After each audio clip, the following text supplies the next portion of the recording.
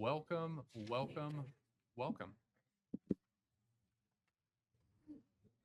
Good evening. Today is Monday, May 18th, 2026, and the time is 6 p.m. This meeting of the Prosper ISD Board of Trustees is hereby called to order according to Texas Government Code, Chapter 551.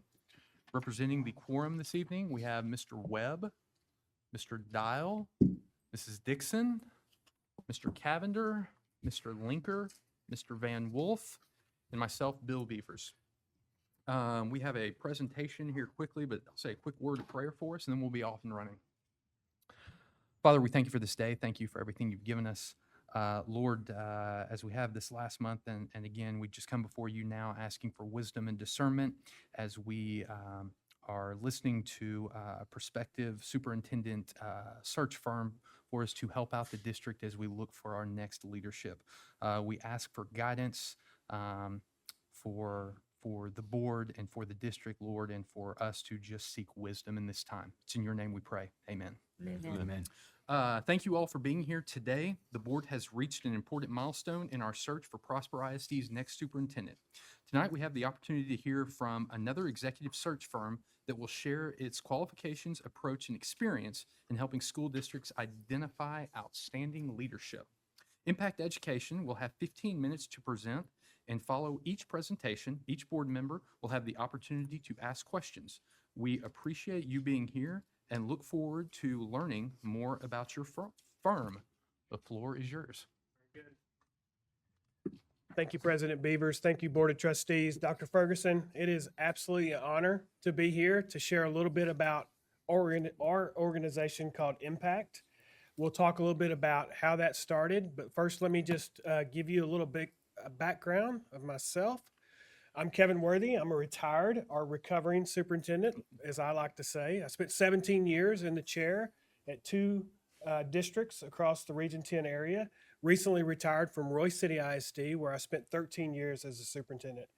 You know, one of the things that I was so fortunate about is having the relationship with Prosper ISD and working closely through our community-based accountability and some of the things we were doing in Royce City and learning about some of the things that Prosper was doing. And so having that collaboration was really critical in our walk at Royce City. And so we really appreciate that. And thank you, Dr. Ferguson, for that partnership.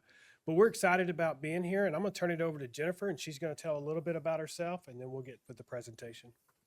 Good evening. My name is Jennifer Settle, and thank you for having us here tonight. We appreciate that very much.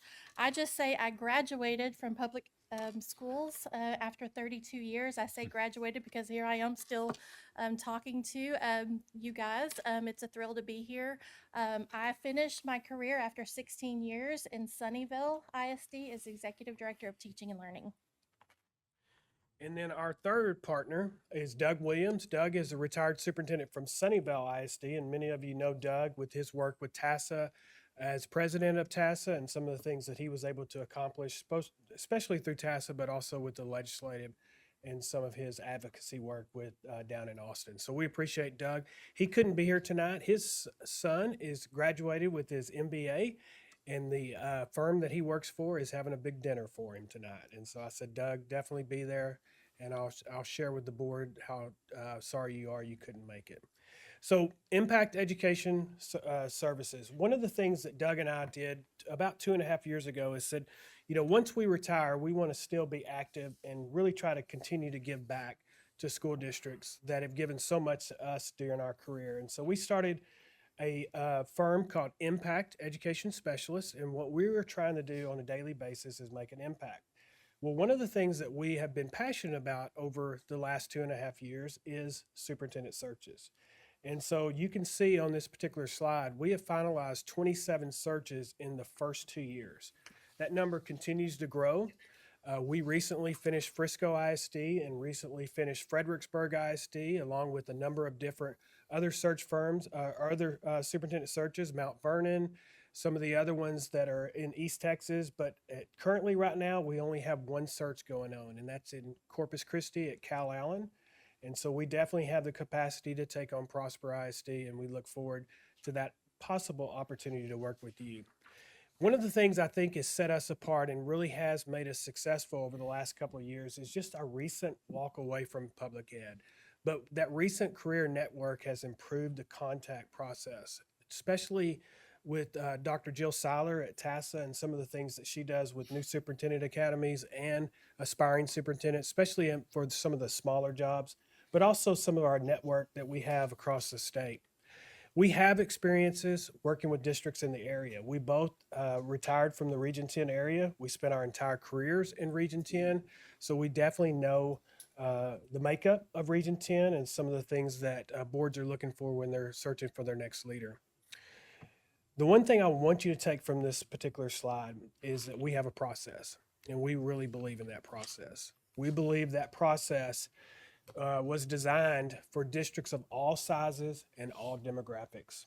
What we encourage boards, if they select us to help them with their next search of their number 8 member of their team, is that you trust the process. That we have a process that we'll talk about, and we have an extra step in our process that we really believe sets us apart. And then again, we have the full capacity to support Prosper ISD. So what does that process look like? One of the first things that we will want to do is spend time with you as a board. I think that's probably the most critical aspect to this process, is really building that profile, develop that profile with you so we can go out and tell your story. We want to know everything that there is to know about Prosper ISD, and then that way we can go be your storyteller in that recruitment process.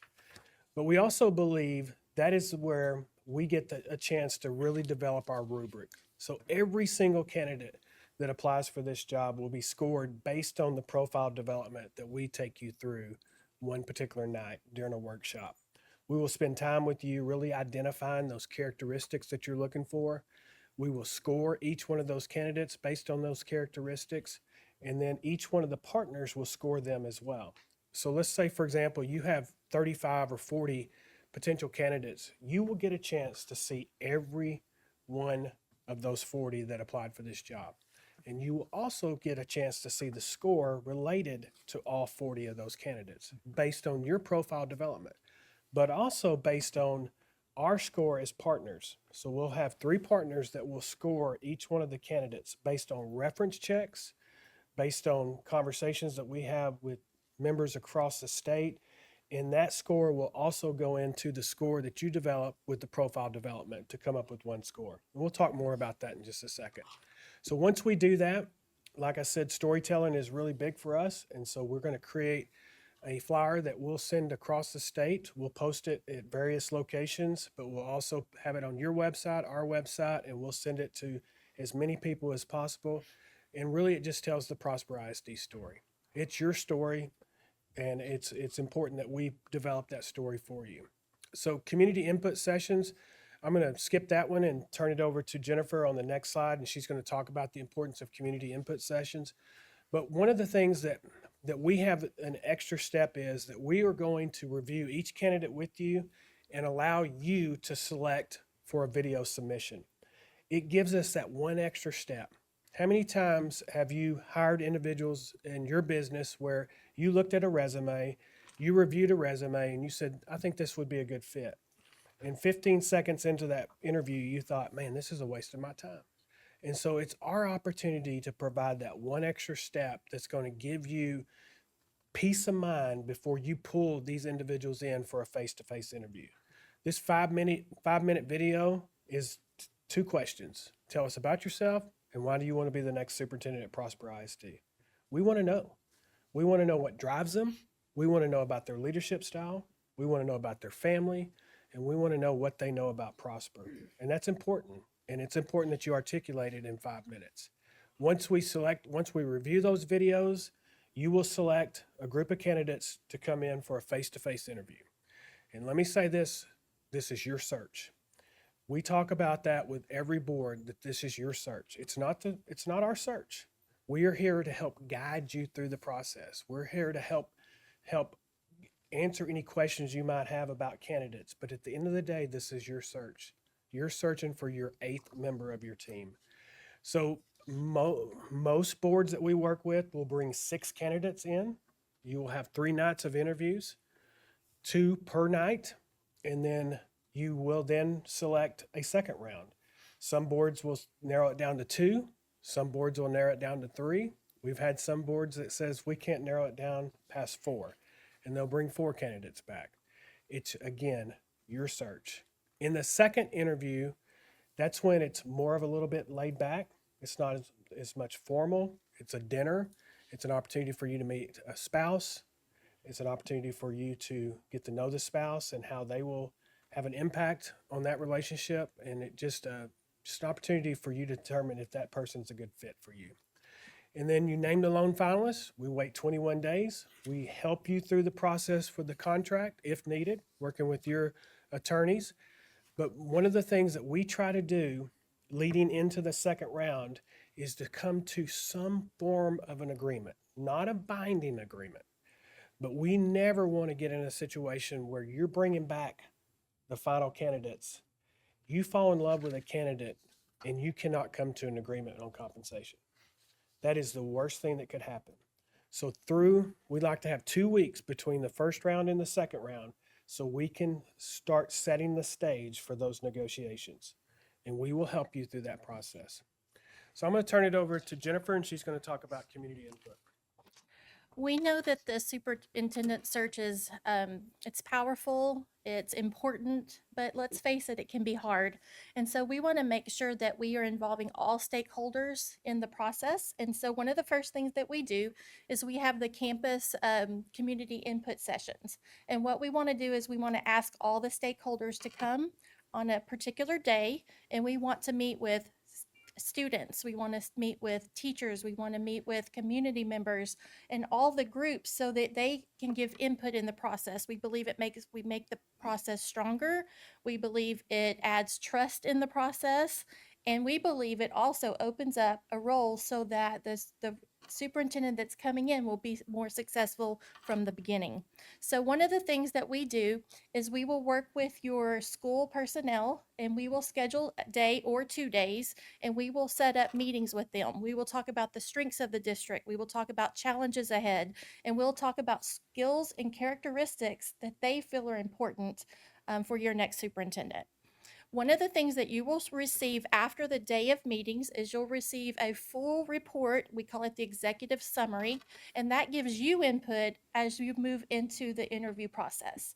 We believe that this is important because when more input from your stakeholders are involved, they feel like they have more value to the process.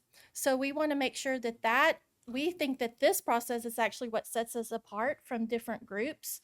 And we feel like that information given to you is very important as you go through the next thing. The next thing we do is we also take this input as we are creating interview questions for you. That input is given if something rises to the surface that it's really important across your district. We want to make sure that we're inputting some interview questions that specifically tackle those things. She makes a really good point about the interview questions. The questions that we'll send you are just a pool of questions that you can pick from, but we also encourage you to craft your own as well, especially during the second round interview.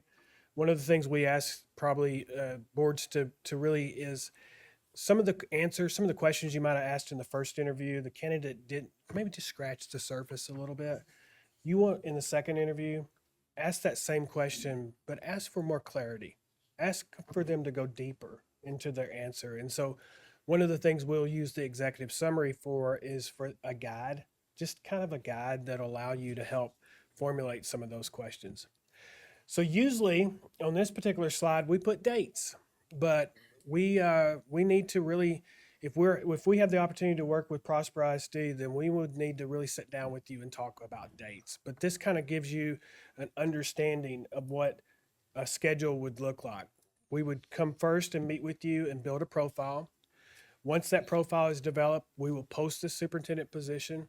We leave that position up depending on what time of year it is, maybe longer because of the summer months and some of the things here. But again, that's working with you and not really understanding your timelines. But we definitely like to keep it open for anywhere from 30 to 45 days to give people the opportunity to get their stuff in. Also gives us an opportunity to recruit. We make a lot of phone calls. We'll create a list of potential candidates. But again, We are only encouraging people to apply that fit the profile, and we do not encourage people to apply that do not meet the profile. So it's very critical that profile is developed.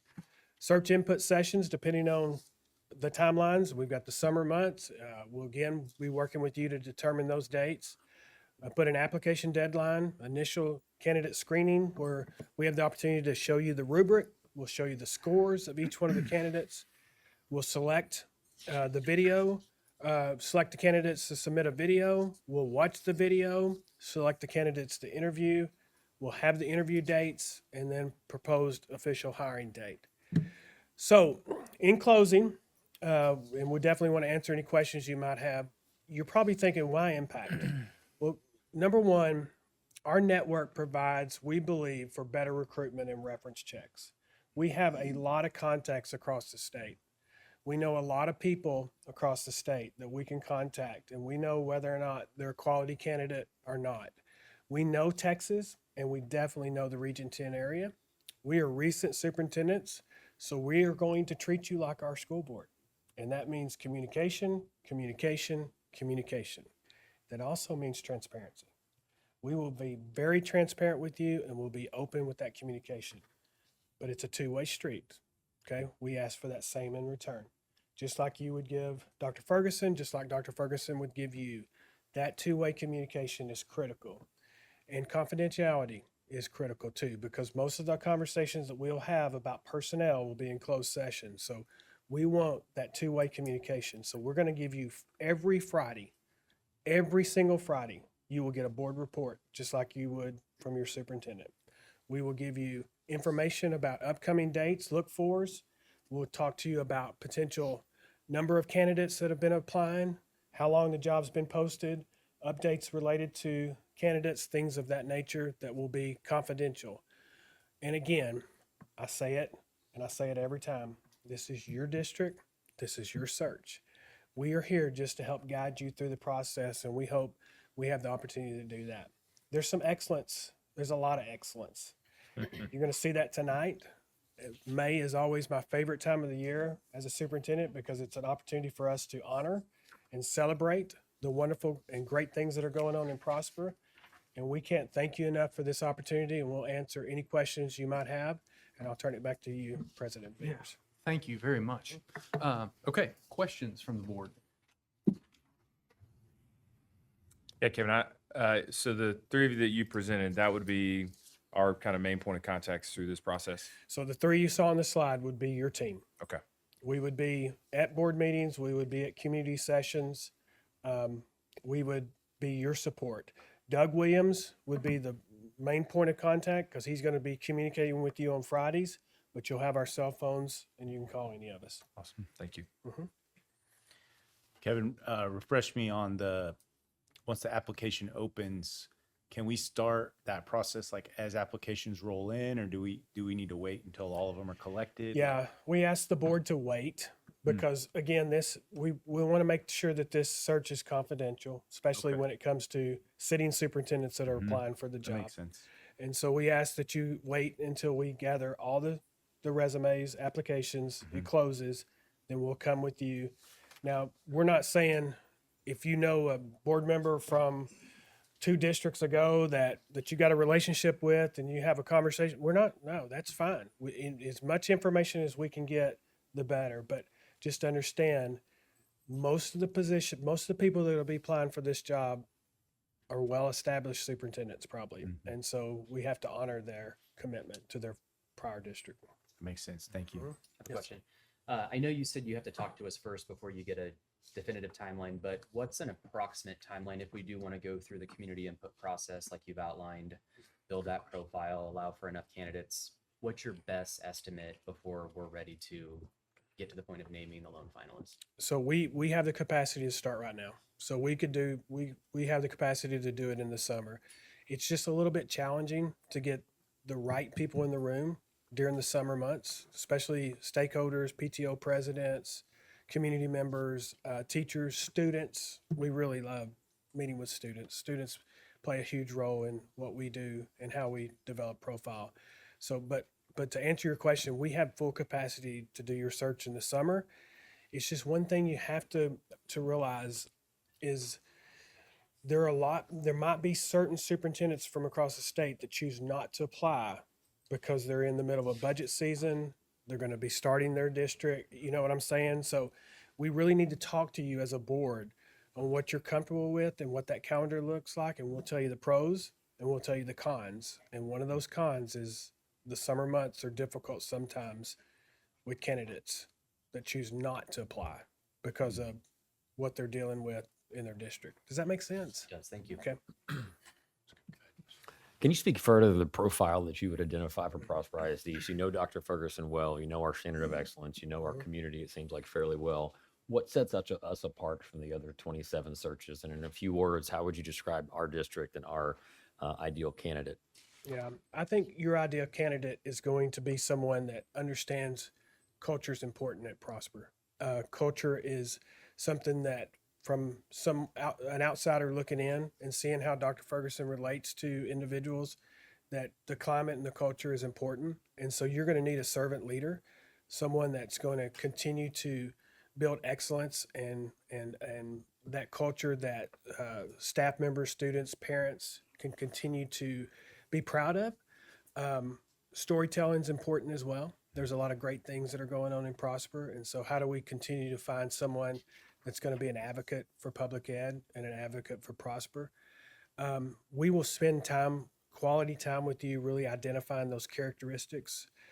We always talk about honesty and integrity and communication, but we ask the board to go a little bit deeper on what are some of those characteristics that you're looking for as your 8th member of your team. And then the other characteristics that we build with the rubric is current superintendent experience important to you?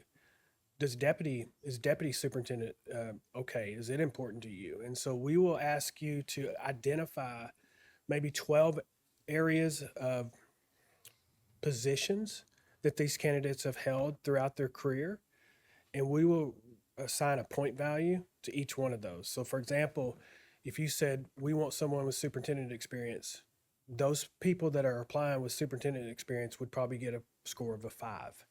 If you want someone that's been a principal at one point, they would get a point as well. So we really look at their walk-through education and see what levels of jobs that they've had, and we'll score them based on your help in that profile. But going back to your question, the biggest thing for us is really sitting down with you and really not just scratching the surface, really diving deep into what characteristics you're looking for, and then can we match that? Can we help match that? Does that make sense? Does, yeah. Thank you for that. Can I ask a quick follow-up to that Yeah. in terms of understanding the rubric, the scoring system, and the questions that exist? Beyond that, what assessment tools do you use to determine not just fit index, but mental capacity, horsepower, growth potential? Talk about that some if you can. Yeah. So one of my jobs as the partner at Impact is I deep dive social media. I deep dive board agendas. I deep dive board minutes. I look for anything that's going to possibly be a red flag for you as a board. When you name a lone finalist at Prosper ISD, every parent in your community is going to do what? They're going to Google. Mm-hmm. And so you need someone with a positive story. And so one of the things that we're going to do on a consistent basis is making sure that throughout the application process, we're taking deep dives into how do we determine if they're a proper fit and a positive fit for your district. There's nothing worse than hiring a superintendent with a difficult past that you have to explain, because you don't want to explain that. You want someone that you can shout from the rooftops that this is our next superintendent.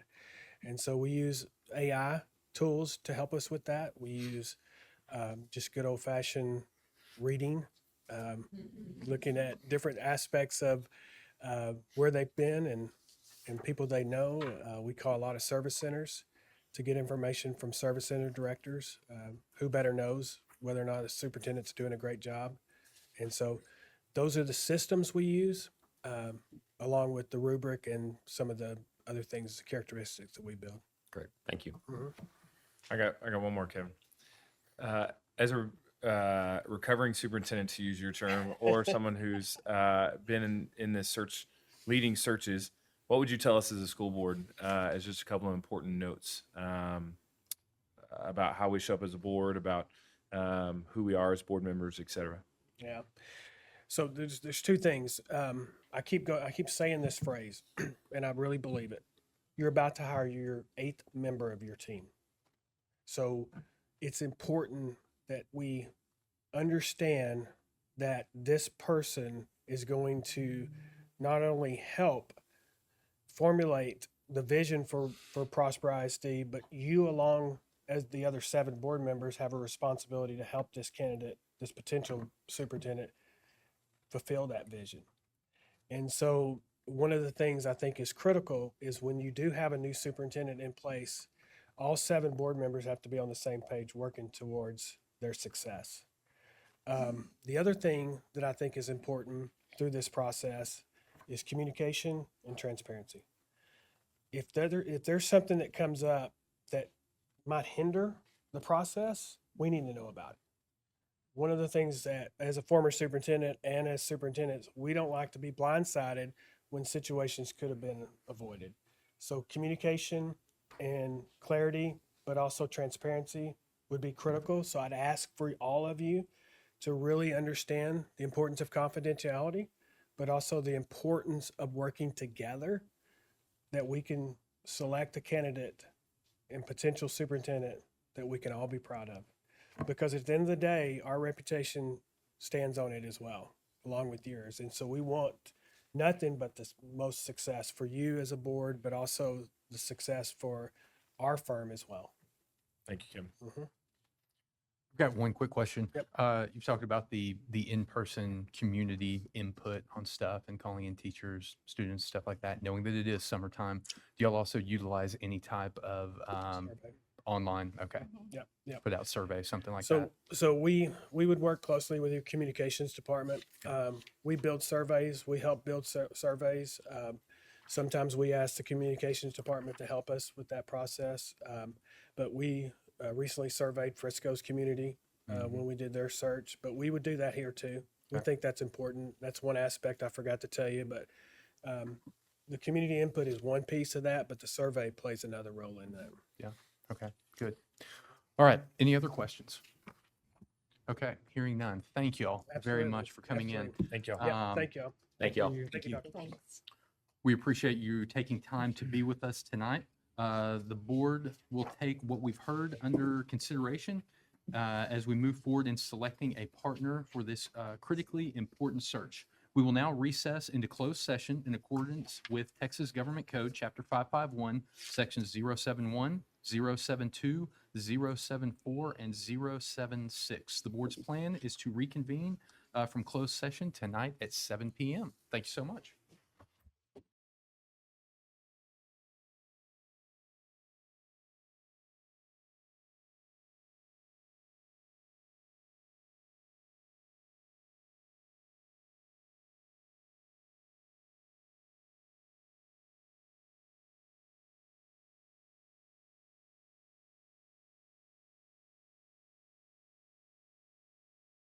We are now back from closed session. The time is 7 p.m.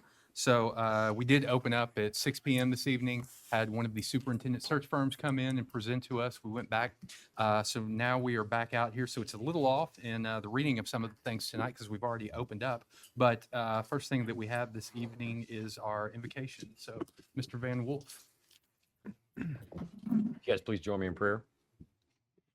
Dear Lord, tonight we come before you with grateful hearts. We thank you for every person who makes up this incredible school district. Our students, our staff, our teachers, administrators, our family, and our community members. Thank you for the countless hours, sacrifices, and acts of service that help our children learn, grow, and thrive each and every day. Lord, we ask for your wisdom and for your discernment tonight as we discuss the important matters before this board. Guide our conversations, our decisions, and our hearts so that all we do reflects what is best for our students and our community. Thank you for this opportunity provided both myself and Dina to serve this amazing district. It has truly been a blessing, and we are deeply grateful for the relationships, the experiences, and the memories we carry with all of us. We pray for peace and unity during this transition, and we ask for your continued hand of blessing over this district. May it continue to thrive and succeed and positively impact generations of our students to come for many years. It's in your name we pray. Amen. Amen. Please stand for the pledge. I pledge allegiance to the flag of the United States of America and to the republic for which it stands, one nation, under God, indivisible, with liberty and justice for all. Honor the Texas flag. I pledge allegiance to thee, Texas, one state, under God, one and indivisible.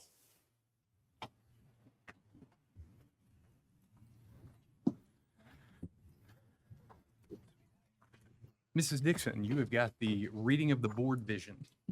Yes. The board's vision is to ensure a safe and supported educational environment that promotes academic excellence and opportunities, honors traditions, fosters student learning, facilitates effective recruitment and retention of talented educators, and grows all people at all levels. Yes, ma'am. Thank you. As always, this meeting is being conducted in accordance with the Texas Open Meetings Act as outlined in Chapter 551 of the Texas Government Code. All of our voting must be conducted in public. However, we can privately discuss certain items, including but not limited to matters regarding individual employees, individual students, land acquisitions and real estate, school safety and security, and issues that require legal advice. However, after that private discussion, any final vote must be in complete view of the public. In accordance with the Open Meetings Act, the agenda for tonight's meeting was posted for public viewing at least 3 business days before the meeting. Okay, you will have future dates in front of us. It's a very big week for us. We have got graduation coming up and look forward to seeing everybody out there, and it's going to be dry. So dry, blue skies. We got it coming up, all right? It's on order. That brings us to celebrations. Yes, sir. So tonight we will honor the salutatorian from Prosper High School, and that's Anish Chauhan, he was unable to attend last month's meeting, and so I'm going to ask Anish. Is he here? It's coming back here. He'll be there in a second. Okay. Grand entrance. I love it. Drum roll. Yeah, there you go. Build up.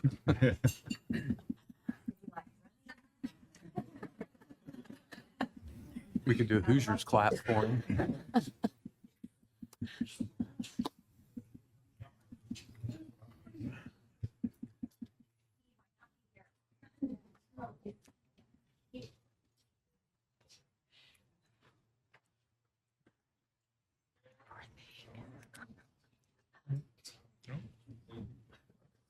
Okay, we'll come back to Tanish in just a minute. We'll go to the UIL 5A Boys Golf State Championship from Walnut Grove High School.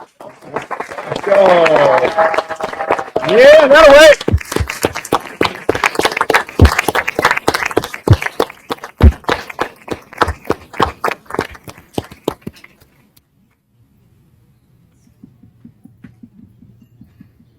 All right, so we have head coach Sarah Bolter right here, who is outstanding, and assistant coach who is also outstanding, Tyler Shaw.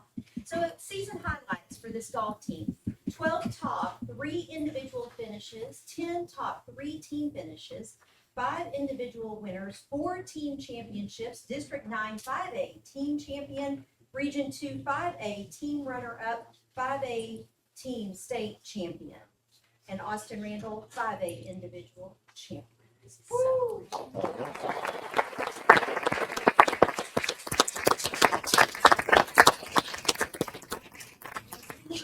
Up here and Coach Smith. You are okay. Coach is coming. Coach Smith is coming. Going through the maze, weeding. Mr. Toth is our high school principal, and Coach Smith is our athletic director. We can't do what we do in this district without those 2 individuals, especially when it comes to the success of Walnut Grove High School.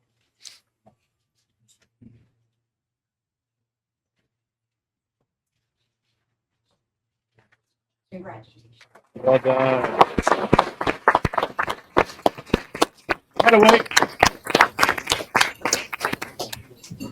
Nice Okay, work. next up, we have Awesome the job. UIL 5A Division I Girls Soccer State Runner-Up from Walnut Grove High School.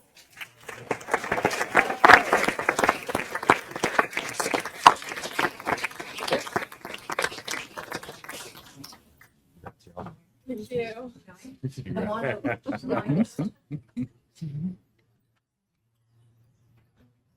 Awesome. So we have head coach Nikki Marshall, assistant coach Kim Patterson, and then the world's best athletic trainer, Rich Williams, who is awesome. So I'm very glad that y'all are here. Let's give a few stats and highlights from this incredible team. If you want to know who the toughest of all athletics, it's girls soccer. Like, and the golf players, hey, it's impressive, but girls soccer is legit. They fight and fight and fight, and it's impressive, ladies. So good job. Season record 23-3-1, scored 142 goals, allowed 13 goals. First time in team history to make it to the state championship. Yay. UIL 5A Division I Girls Soccer State Champion in a game that went to overtime with a final score of 0-1. So it was close. So super proud of y'all and want to say congratulations. And Mr. Tote and Coach Smith, if you'll come back and join us, please.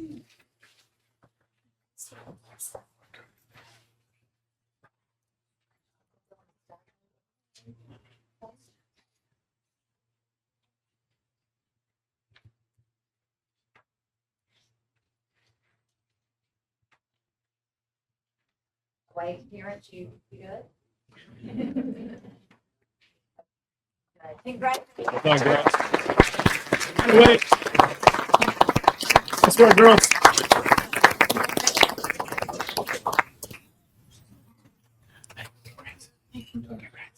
Tanish is here. I see you.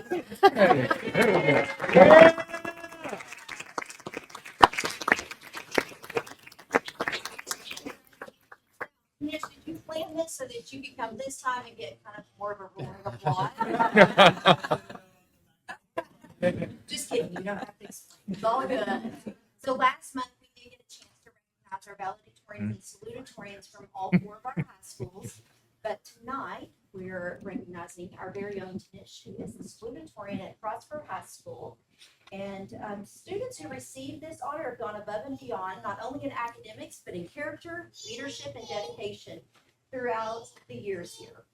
And so we have very set standards for valedictorian and salutatorian. Obviously, Tanish is one of those, inspired by their peers and earned their place at the top of their class with a lot of hard work and a lot of countless hours of studying and really doing a lot of calculating too to see where you would land, right? Let's be honest, we know how this works like that. So congratulations, and I look forward to your speech. Yes.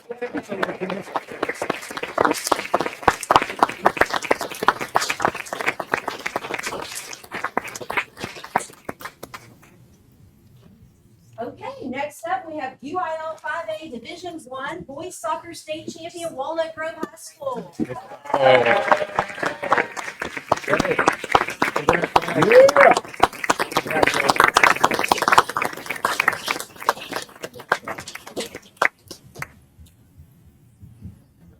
Now I must mention, this is a two-peat because they did this last year also. So we are back again for the second round of state champions and couldn't be more proud. So head coach, Trent Hutch.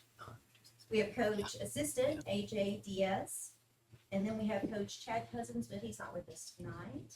And then we have Coach Williams again, standing there on the sideline, making sure everybody stayed healthy the whole way. Season highlights, their season record, 31-0. Impressive.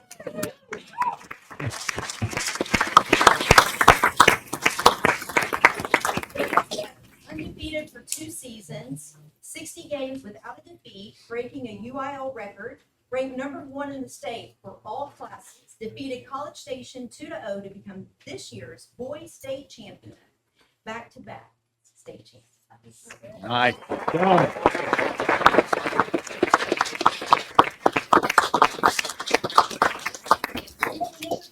Because our very own Mason Kutch has been named once again the UIL 5A Division I Boys Soccer MVP of the state championship game.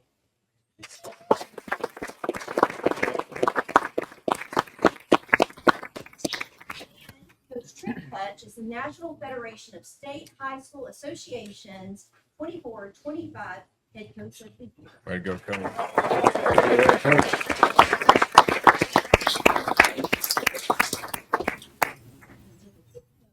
And Mr. Toad, y'all know the drill. You I know.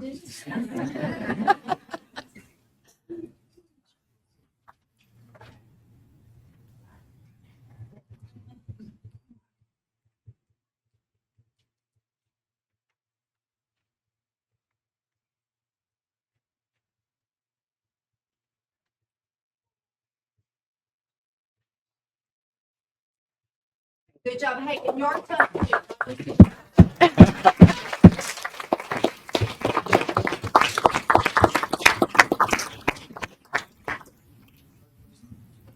Out of the way. Congrats. Next up, we have the UIL 5A State Vex Robotics bronze medalist, Walnut Grove High School.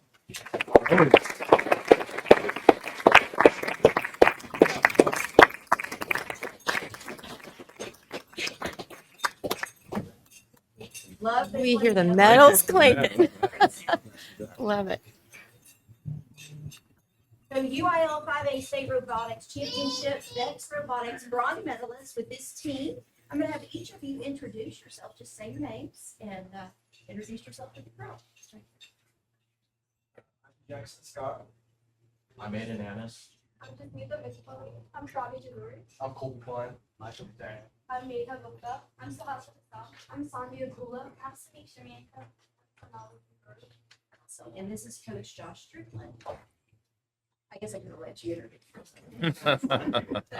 Well, we're very proud of you and thank you for representing us at such a high level. Anytime I've gone to this competition, it is intense. There's a lot of strategy, a lot of analytics, a lot of teamwork.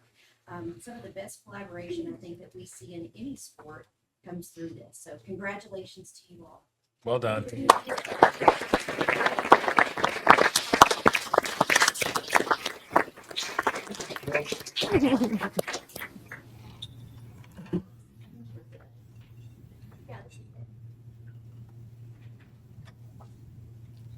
Congratulations.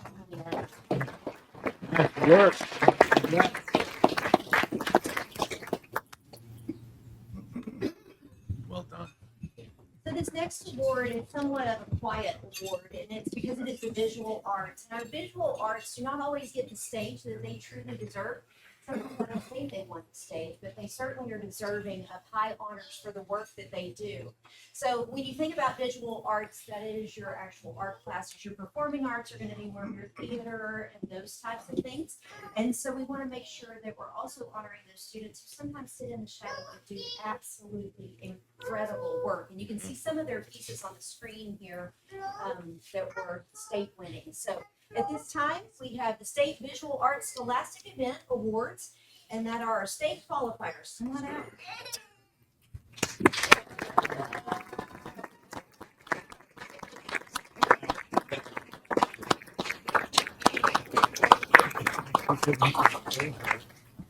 So we have state qualifiers that competed at the State Visual Arts Scholastic Event, where 21 Prosper ISD students earned a rating of 4. The highest level of distinction earning a state medal, along with the medal recipients, 4 artists received a scholarship at the state event. One student was awarded the prestigious Gold Seal, placing her in the top 1% of artists in the state of Texas.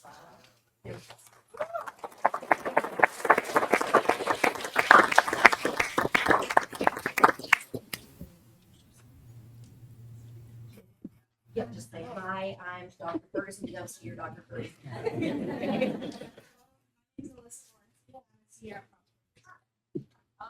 Isabel Rodriguez, and I'm also. My name is Kiki Ramesh, and I'm a junior at Prosper High School. My name is Yusuf Ali, and I'm a senior at Boston High School. My name is Chelsea Solana. I'm the art teacher at Prosper High School.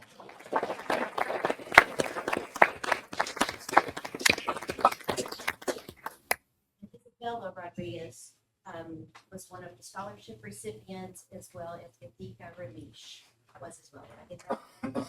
Very good. Congratulations to you all. Stay. Is Mr. Alstrom here? Oh, Amanda, come on up. Miss Larson, I need you. Excuse me.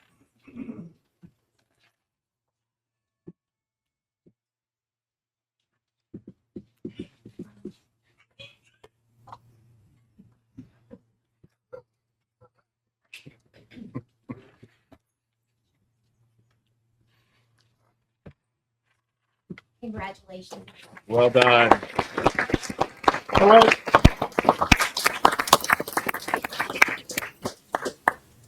Next up, we have Richland High School, Elizabeth Miller, who's one of our medalists from our brand new high school. Come on over.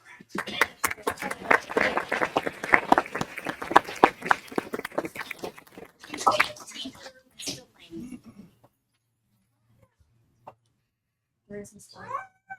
Come on.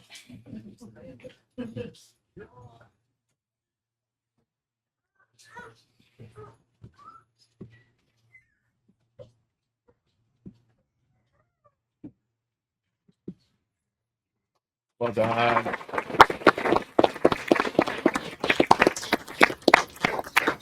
And we also have Rock Hill High School representing. If our students from Rock Hill will please come forward.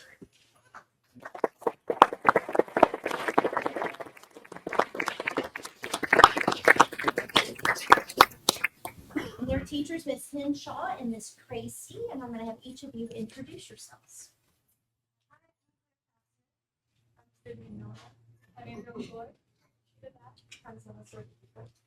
I'm Crimson Tracy. I'm Amy Henshaw.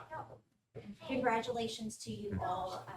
The countless hours that our kids put in, or you all put in on each of your pieces, just know that it doesn't go without notice. There are people who just sit in awe of your work. One of those people will be me when I'm at the schools, and I'll just sit and look at what you've done and what you've created. And it is something to be revered by all and certainly inspiring. So keep doing those great things in this world. Makes a difference.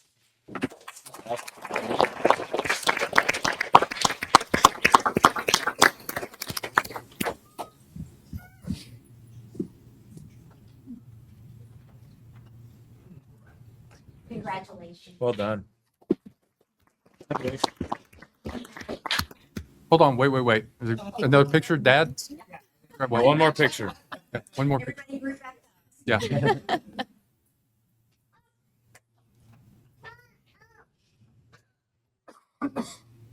Thank you.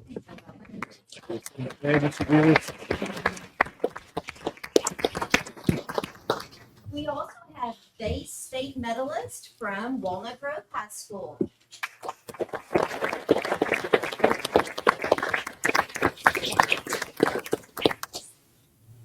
So we have Miss Mott, and will you please introduce yourself? Very nice. Okay, so competed, won, now you're here, right? Congratulations.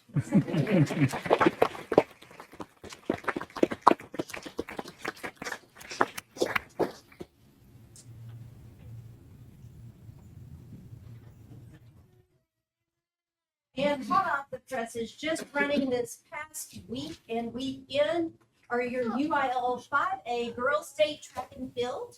We have Lauren Carruthers. Lauren.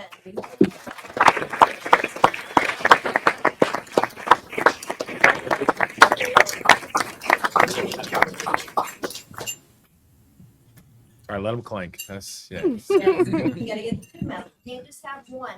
So Lauren, you're a two-peat too, right?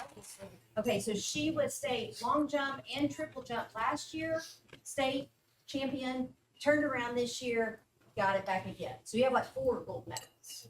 2 golds, 1 silver, 1. You know what? We'll just call them all gold. 'Cause those are- so we'll stick with it. How far did you jump in the triple jump?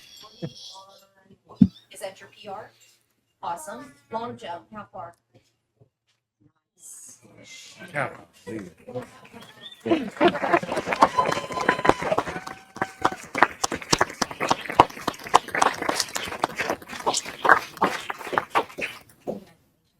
And coming so quick. Did you like triple jump into that? Nicely done. All right, we also have the UIL 5A Girls State Track and Field 4x1 relay team from Walnut Grove High School.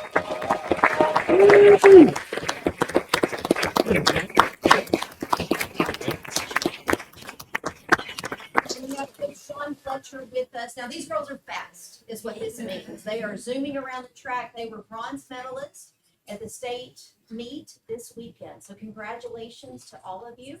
Introduce yourself. I'm Cassidy Grant. I'm Gabrielle Scott. I'm a freshman. I'm Emma Davis. Okay, so we have a little, we have a replacement, right? Okay, we got this. All right, congrats.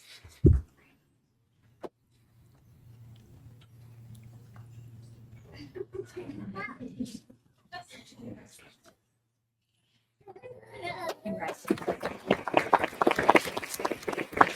Let's go.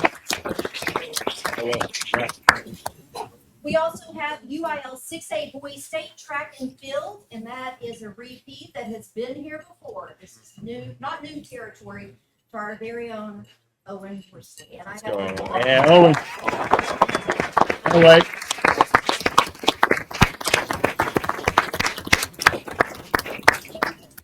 here because Owen took the UIL 6A Boys State Track and Field 100 meter, and he also took the 400 meter.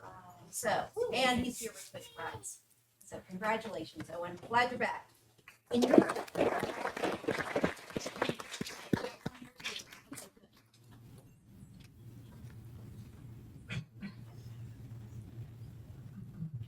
congratulations. There you go, Owen. Come on, Owen.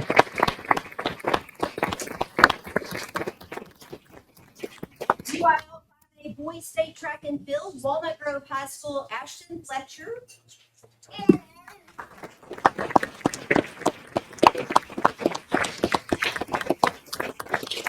Ashton actually runs probably one of the most grueling races in all of track and field. No, go. Dr. Ferguson, go that way. I can set up hurdles if you need me to. So Ashton was the state silver medalist, placing second. And if you've ever run track, it's hard. But it's even harder when they put a bunch of hurdles in front of you and then you have to get through those to get to the finish line. People are usually falling and it's very dangerous. Hurdles are dangerous, but Ashton was zooming over them like nobody's business, which then landed you in second place. Congratulations. Let's go, Ashton.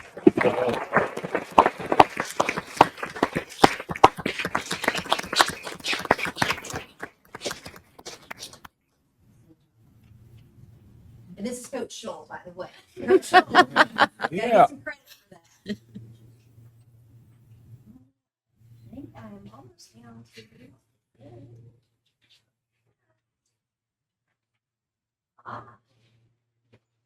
I'd like to invite Dr. Carrie Williamson, Courtney, and Michelle Ferris to come forward, as well as any PEF board members who might be here tonight.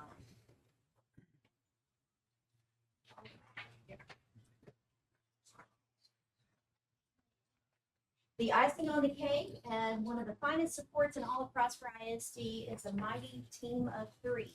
And these are the three ladies along with their board. They are the Prosper Education Foundation. And if you're looking for somewhere great to donate, to give back to our schools, this is the place to land. So let me tell you a little bit about what we're honoring tonight. We're excited to celebrate the success of the Prosper Education Foundation 35th annual golf tournament held in March, which raised over $140,000 to support the many programs PEF provides for students and educators across Prosper ISD. A special thank you to our presenting sponsor, Poe Construction, for continuing to support this event and our mission in such a meaningful way. We're also incredibly grateful to all of our sponsors, donors, volunteers, and golfers who helped make this event such a tremendous success. It was a great day on the course. I enjoyed talking to everyone, not playing golf, but talking to everyone. And more importantly, a great investment in the future of Prosper ISD students and staff. The money that they raise is so very vital, especially in a time right now where school finance is struggling and we're trying to scrape for every dime. And so the Education Foundation and the work that they show up to help fulfill those needs so we can continue to have quality programs for our students, scholarships, teacher training. It is something remarkable that happens in this community. It's because of all of you as community members, but it's also because of each of you and your driving force behind ensuring that those dollars are captured for our kids and for our staff. So thank you so very much.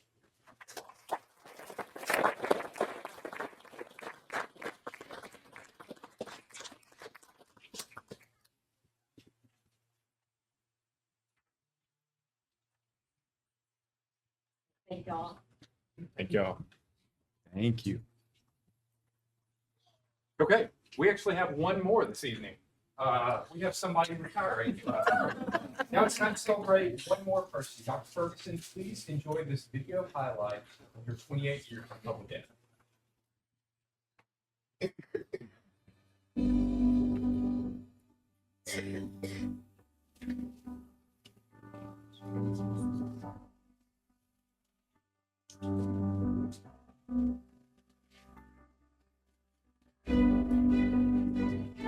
Congratulations on your retirement, Dr. Ferguson.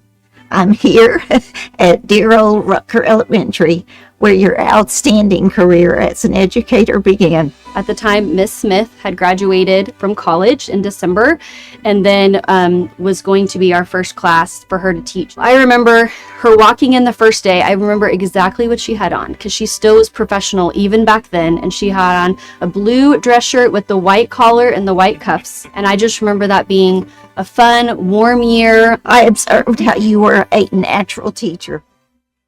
You had a great rapport with your students. While you challenged them academically, you made learning fun. Along with being a natural classroom teacher, you're also a natural leader. You've shown leadership in Prosper ISD in countless ways.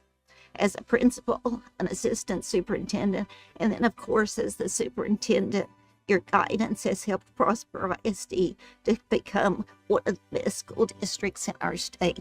When I think of Dr. Ferguson, I think of someone who is genuine. She's just done so much for so many in our district through the years. And when I think of her, I just think that she just wants to make a difference and has made a difference in so many of our lives. A big part of Dr. Ferguson's legacy is bringing Hope Squad to Prosper ISD. And I think for any program to work, the leader has to be really involved, and she is. Well, she always had the students first in mind, I think, and had a great relationship with her students, her teachers, and wanted always to involve the parents in anything that went on the campuses. I asked her, I said, Samina, how are you caring for yourself? What do you do when you go through these challenges? And she didn't even hesitate. She said, I go see kids. I leave this building and go to campus, and that recharges my batteries. That reminds me of what I do, why I do it. And I think that's all you need to know about her, is that all the things that she does, all the skills that she has, all the work that she's done across so many dimensions of the district, it really does boil down to serving kids. And I think when you keep that as your North Star, and you do it with excellence as she does, you see the results that we enjoy here in Prosper ISD. I still think Prosper ISD is the envy of any school district in the state of Texas, if not the country. And we can lay that at her feet. Hi, Fergie. Congrats on your retirement. That's so totally awesome. And I'm so glad that I was able to be within Prosper ISD during the time you were superintendent. I am just here to say congratulations on your retirement. I could not be more happy for you. I just want to take a moment and just thank you for everything you've done for myself, my family, Prosper ISD over the last 19 years. Congratulations, Dr. Ferguson. I just wanted to tell you thank you for setting such high standards and wonderful traditions in Prosper. Congratulations, Dr. Ferguson.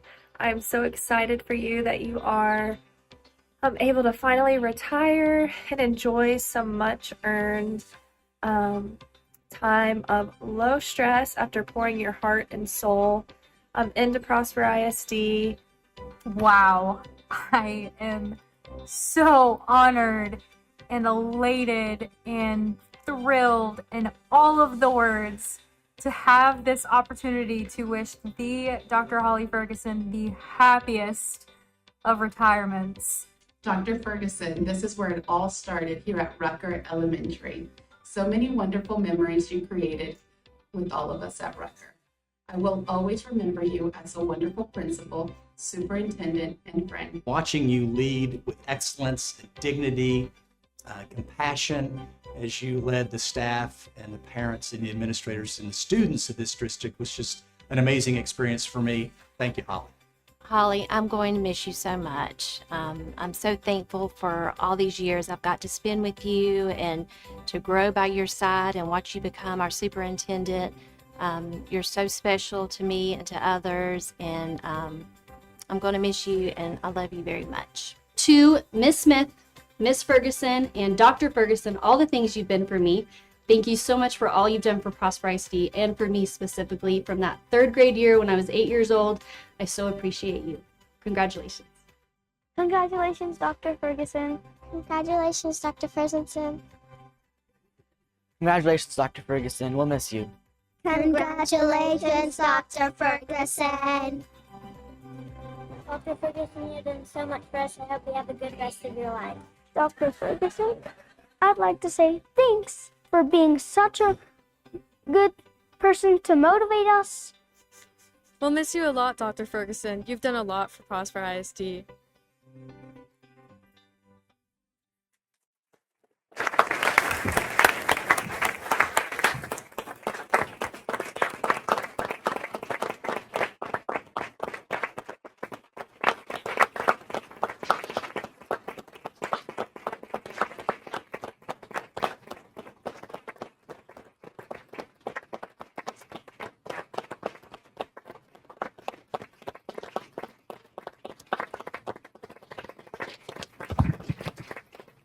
All right, I've got a little bit to read, so give me 1 second here. Y'all don't see it. Really hot in here. Me or just all the body, one space in an old building. What a wonderful tribute to an incredible leader who has brought so much to Prosper ISD. While I can share numerous accomplishments under Dr. Ferguson's leadership, the true measure of a leader is found in the quiet moments that never make it into the board report. To truly capture what Dr. Ferguson has meant to this district, I want to share a brief story from my heart. I was thinking about when, and this story, I don't think that it's specific to me, but part of it is. When I got on the board in 2018, I came in, I did my board training. The next day, Dr. Watkins had his accident, which was horrible. And Dr. Ferguson, at that point in time, helped me out tremendously. A new board member that had literally had, 16, 17 hours on the board at that point in time, and changing soup that quickly. You coached me, you taught me, you brought me along. And that part of the story is not special to me because I know that you've done that for literally thousands, tens of thousands of kids in this district. You have done that for employees here. When we talk about growing all people at all levels, that's you. And I could not be more proud of you. Thank you. Thank you.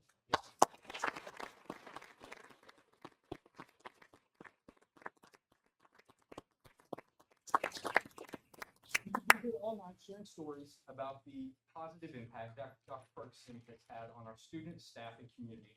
But I do want to take a moment to speak about one of her many accomplishments, and that's Hope Squad. By establishing the Hope Squad across all of our schools and serving on the national board to ensure that mental health and suicide prevention are a cornerstone of our district. We wear yellow and Be Kind shirts on Wednesday to remind us of the importance of mental health. She wants to make sure every child feels seen, heard, and safe. To further the work she has begun, the Prosper Education Foundation is honoring her retirement with a dedicated fund to support Hope Squad. Donation information is on the screen and will be in the board recap. At this time, I would like to present Dr. Ferguson with a retiree award and her 28 years of service in public ed. Congratulations.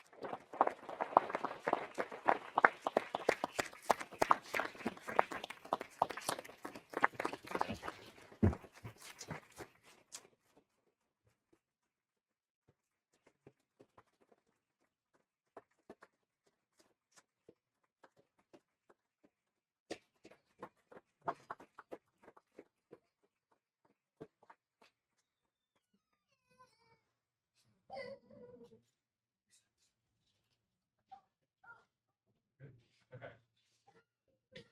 All right. Let's see here. This is possible. I'll turn it over.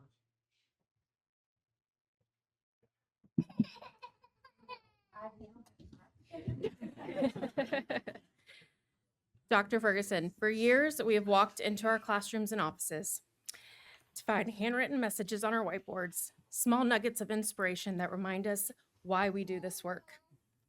You wrote these messages early in the morning before staff arrived and late at night after they've gone home.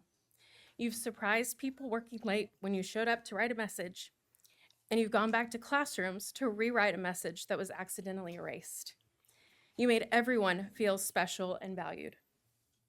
As you prepare for retirement, the entire staff wanted to make sure you didn't leave without a reminder of your own impact. We've turned the tables on you, and campus and department staff have written a personal message back to you, capturing the legacy you're leaving behind. It is my honor to present you with this collection of our appreciation and of the lives you have impacted. So we each have a journal that we have collected all of these handwritten notes for you. In bonus, everyone has decorated them. With these.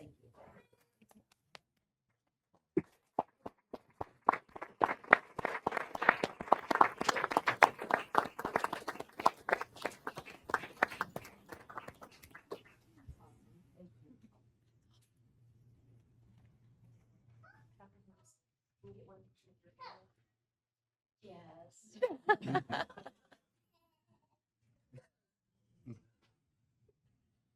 Yeah, Mr. Ferguson. And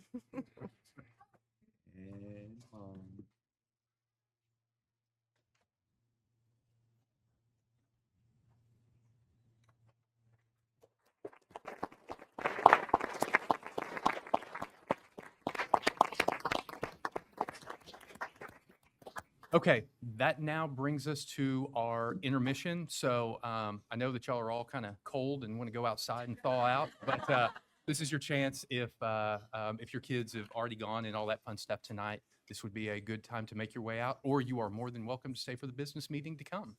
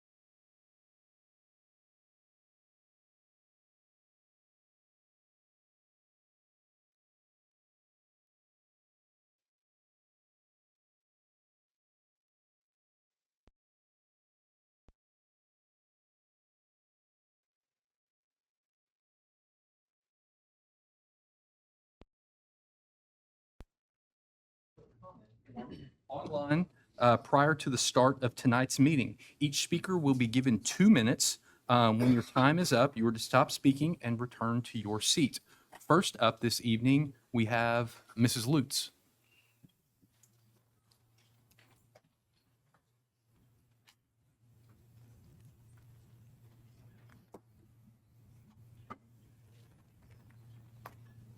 Good thing is I have to take off my glasses so I can't see you while I say that.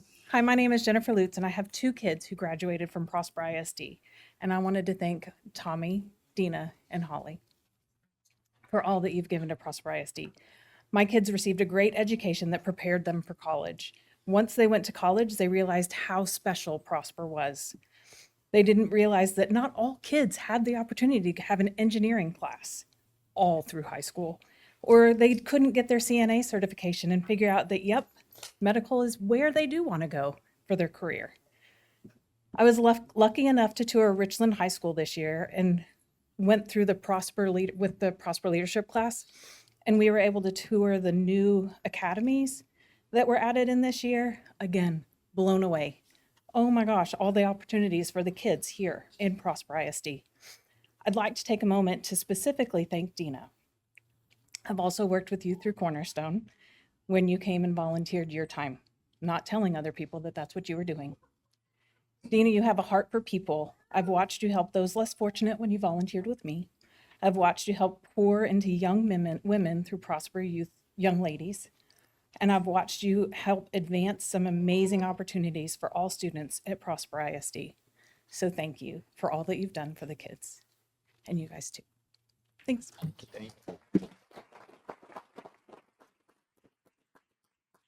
Next up, we have Mrs. Johnson.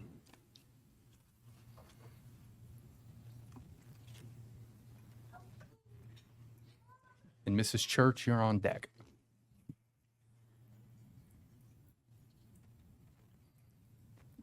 Good evening to all of you. It's a pleasure to be here.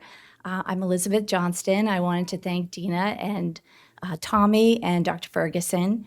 Dina, you and I have shared many memories, and you've always done it with grace, class, style, and honest to goodness, generousness, and integrity. And I just want to thank you. You've been beside me on some of my highest professional moments and one or two of my worst, and you carried the day. So thank you so much for supporting me, and I wanted to make sure I was here to support you. Thank you for all that you've done for Prosper ISD. And Tommy, I've reached out a couple times. When you're in my line of work, you ask a lot of people for a lot of things, and you always found a way to find a yes. And thank you for being a very community supportive person. It's very evident in everything that you do and all of our interactions. And I really thank you for picking up the phone and making that yes. And of course, Dr. Ferguson, I can't really go through anything, or I won't get through it, but I will remember one scholarship awards night when I asked you to make a presentation off the cuff, and you said, "Anything for you, Elizabeth." And that meant so much to me, but I know that's how you treat everyone, and so we all thank you.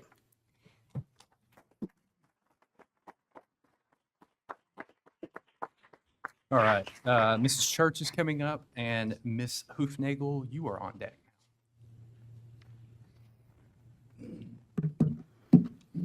Dr. Ferguson, for more than just the past 6 years, you led Prosper ISD with a tremendous amount of grace.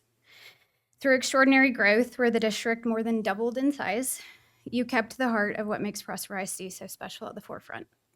Having served Prosper ISD as a teacher, principal, director, I might miss some, deputy superintendent, and superintendent, you have no doubt dedicated your heart and career to this community. You've carried forward the district's strategic growth plan with incredible leadership, overseeing the construction of more schools than any superintendent in Prosper ISD history, and likely more than any in the future. But beyond the growth and accomplishments, you are deeply loved for how you've made people feel.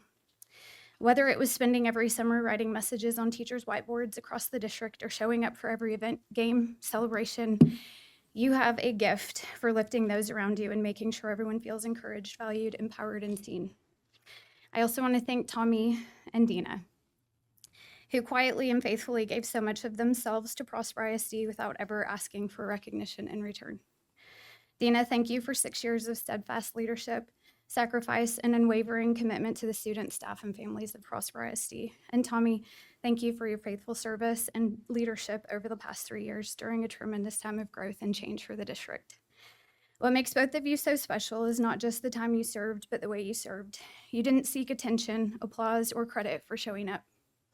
There were no selfies when you attended an event or stepped into a school. You simply showed up again and again because you genuinely cared about this community and the people in it. Your quiet sacrifice and the diligent way that you served did not go unnoticed.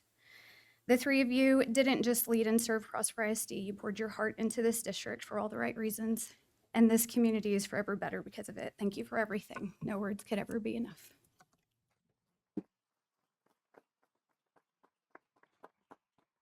All right, Mrs. Hoofnagel, and then Ashley and Ellie, y'all are on deck.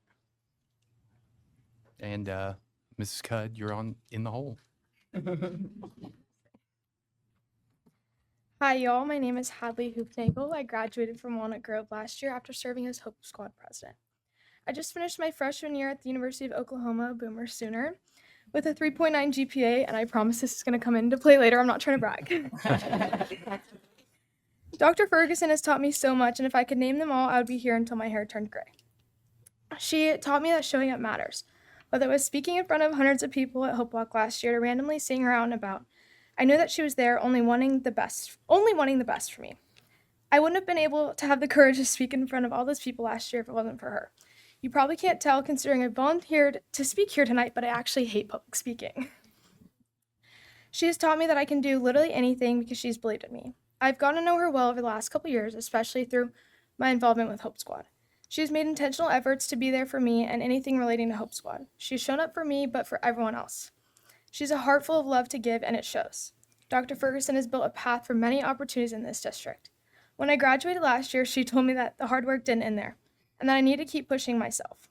I stayed strong this past year, even when I thought biology was never going to end and it was kicking my butt. And I wouldn't have made the Dean's Honor List this past year if it wasn't for her. Thank you for being you. Thank you for showing all the little girls what a strong woman and leader looks like. You made me feel like I had a place in this district. I'm beyond grateful for all you have done for me, and I'm so lucky to know you. Thank you for being the best and for paving the way to make the best. Also, shout out to Miss Dina Dixon. Thank you so much for your impact in this district and for your many years of service. Thank you, guys.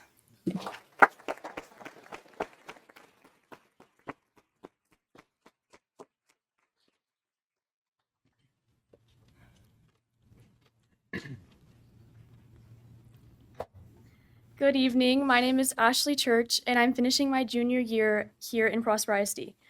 I wanted to take a moment to thank Dr. Ferguson for the impact she has had on students like me. One of the things that makes Dr. Ferguson so special is that she never made leadership something reserved only for adults. She believed students should have a voice too. Through programs like Hope Squad and the Superintendent's Advisory Council, she created opportunities where students could be heard, valued, and empowered to lead among our peers. Being part of those programs changed me. Hope Squad taught me how important it is to look out for others, create connection, and make sure people feel seen. The Superintendent's Advisory Council showed students that our opinions mattered and that we could help shape the future of our district. Those opportunities existed because Dr. Ferguson believed students deserved a seat at the table. But what meant even more was seeing how present she was for students outside the classroom too. I run cross country, and Dr. Ferguson showed up to nearly every meet, rain or shine, even in extreme heat. In a district this large and growing this fast, that kind of consistency says a lot. She made students feel seen, supported, and important. Even while leading one of the fastest growing school districts in Texas, overseeing incredible growth in new schools, she never lost sight of the people inside the buildings. Dr. Ferguson, thank you for believing in students, for investing in leaders, and for always showing up for us. Your impact will continue far beyond your time as superintendent, and Prosper ISD is better because of you. I love you.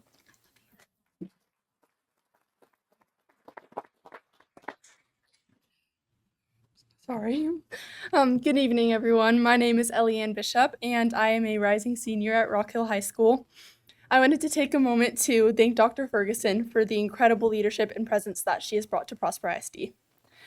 One of the things that I love most about Prosper ISD is the opportunities that students are given to grow, to lead, and to be involved. I have been blessed to be a lieutenant on the Rockettes drill team. I'm a section leader in varsity choir, and I've been a part of Hope Squad throughout middle school and high school.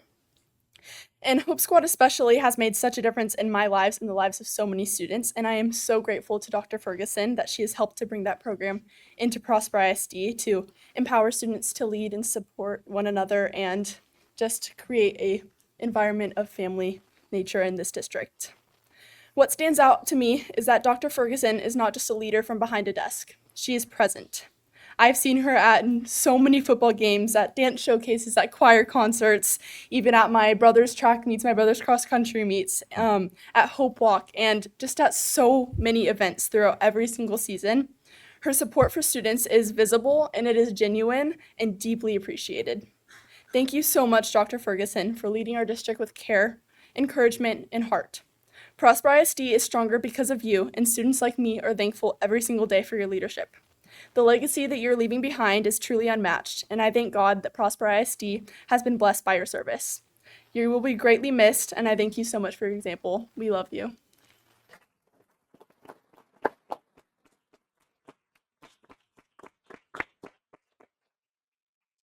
Okay, Mr. and Mrs. Caulfield, y'all are on deck and in the hole. Good evening, everyone. My name's Chloe Cudd, and I'm a junior at Walnut Grove High School. I want to thank Dr. Ferguson for bringing Hope Squad to Prosper ISD. The first year Hope Squad was brought into middle schools in Prosper was my 6th grade year, and I was one of the very first middle school Hope Squad students. What started just as a program quickly became something much more meaningful to a student like me, a place where I felt truly supported, encouraged, and seen for the first time in my life. Hope Squad truly transformed me from the shy kid I was in middle school into the confident young woman I am today. I carry the principles of positivity, leadership, and compassion that I learned in Hope Squad with me every single day. Hope Squad to me was more than just a class or a title. It gave me a voice, a purpose, and a community that believed in me. For that, I will always be grateful to my advisors, teachers, and especially Dr. Ferguson. She didn't just bring Hope Squad into Prosper ISD. She stood by it, invested in it, and believed in the power of students to change each other's lives. Because of that belief, I now have the honor of serving on the National Hope Squad Council, and next year I'll be serving as Prosper ISD's first ever National Hope Squad co-president. I hope to continue paying forward everything this program has given me. In the future, I want to become a psychologist so I can continue paying it forward and advocating for mental health on an even greater level. So thank you, Dr. Ferguson, for giving this district something everyone needs, hope.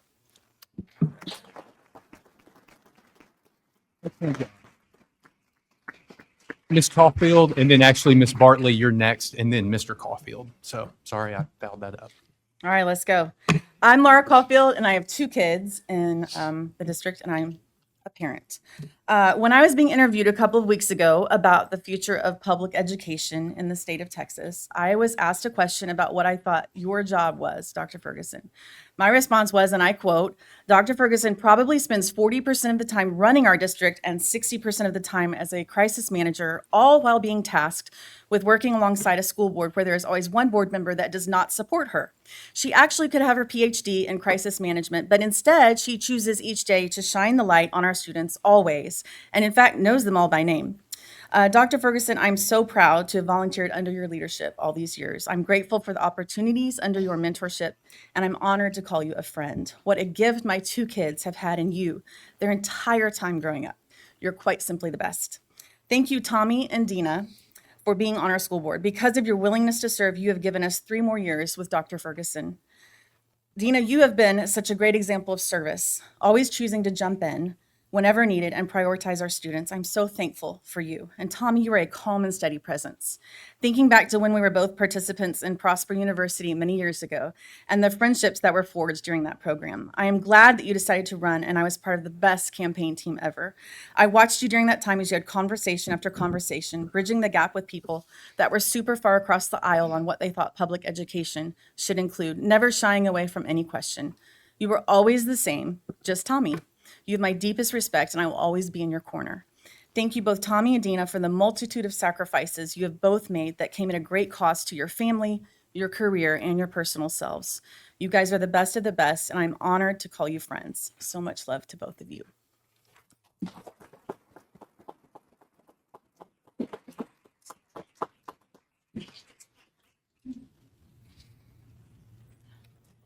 Good evening, Prosper ISD Board Trustees.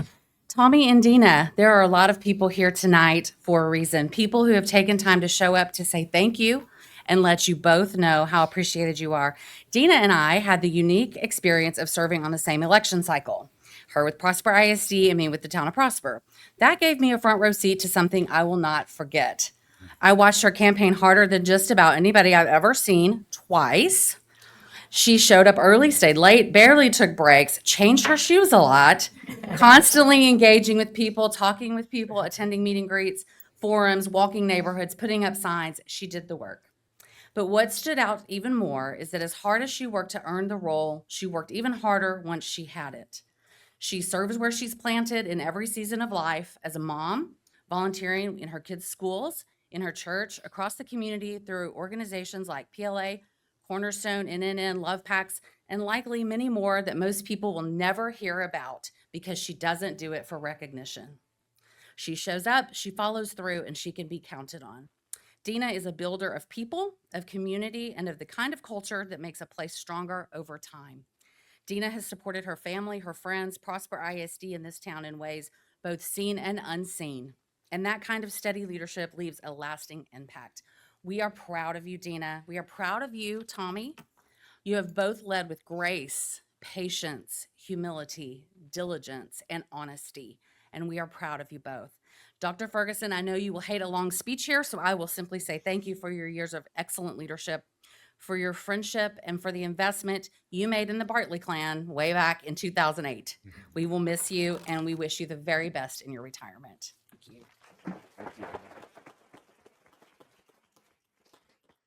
Mr. Caulfield and then Miss Sina. Hello, board. My name is Scott Caulfield. I live in Prosper ISD, and I have 2 children in Prosper ISD schools. Tonight, I'm here to thank Trustee Van Wolf for his service. Trustee Van Wolf, in the last 3 years, I've seen you lead our district with a servant's heart. You have humbled yourself rather than seek exaltation, and you've shown up in ways that truly matter for our district. I've watched you meet with anyone in our district who wanted an audience with you. It didn't matter what their point of view or opinions were. If they were in the district, they had a voice and they had your attention. I've also seen you work with all 6 of the other trustees on the board collaboratively. In short, I've seen you be Tommy. Thank you, Trustee Van Wolf. You leave big shoes to fill on this board.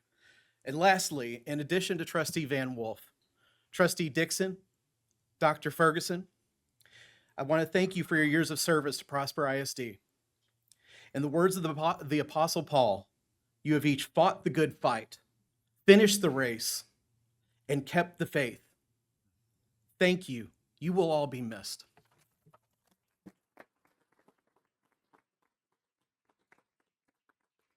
Miss Sina and then English Nassif.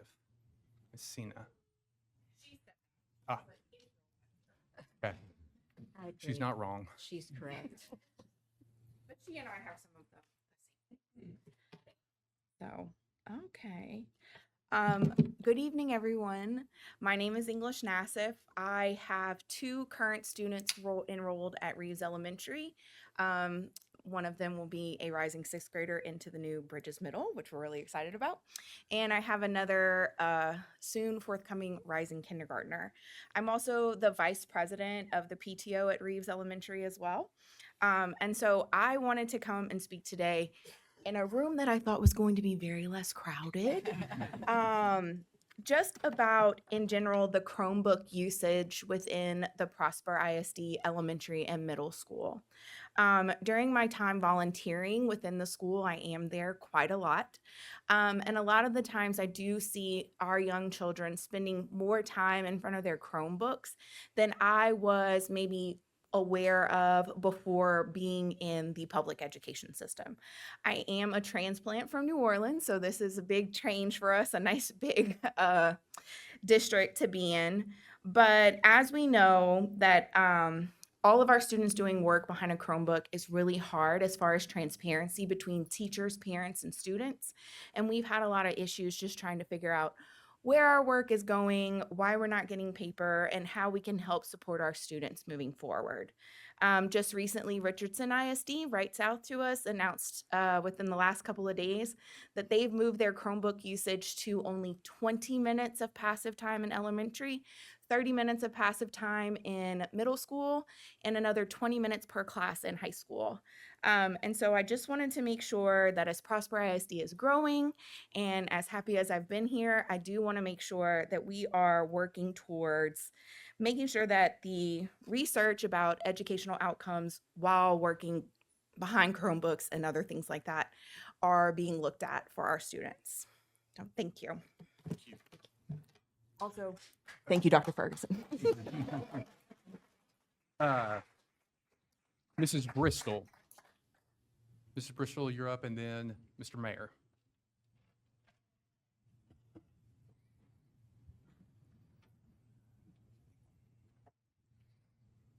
Hello, I'm Mindy Bristol, and I have 3 former graduates from the Prosper High School, and we now have 3 grandchildren here in the district that will soon be in Prosper ISD. Dina, I'd like to address you personally. Over the last 6 years, you have shown what true integrity, grace, and strength look like. I've known you for more than 20 years. I had the honor and privilege of serving as your campaign treasurer each time you ran. I stood by you through every unfair accusation and every difficult moment and every single victory. I would do it all over again without hesitation because I believe in you and I know you and your real heart for service. Your character remained above reproach, and your steady leadership spoke louder than the voices against you ever could. Many people may never fully understand the personal sacrifices your service required, but those who know you have witnessed extraordinary courage, resilience, and dignity. Thank you for staying the course when it would have been so much easier for you just to walk away. Your example has left a lasting impact, and you should be incredibly proud of the way that you've served both your community and your family through it all.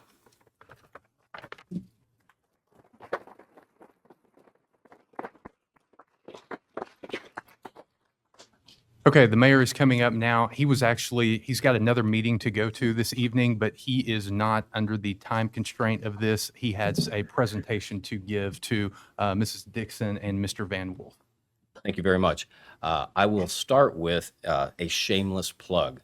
And I will point out one of your speakers this evening was a member of this year's Mayor's Youth Advisory Council.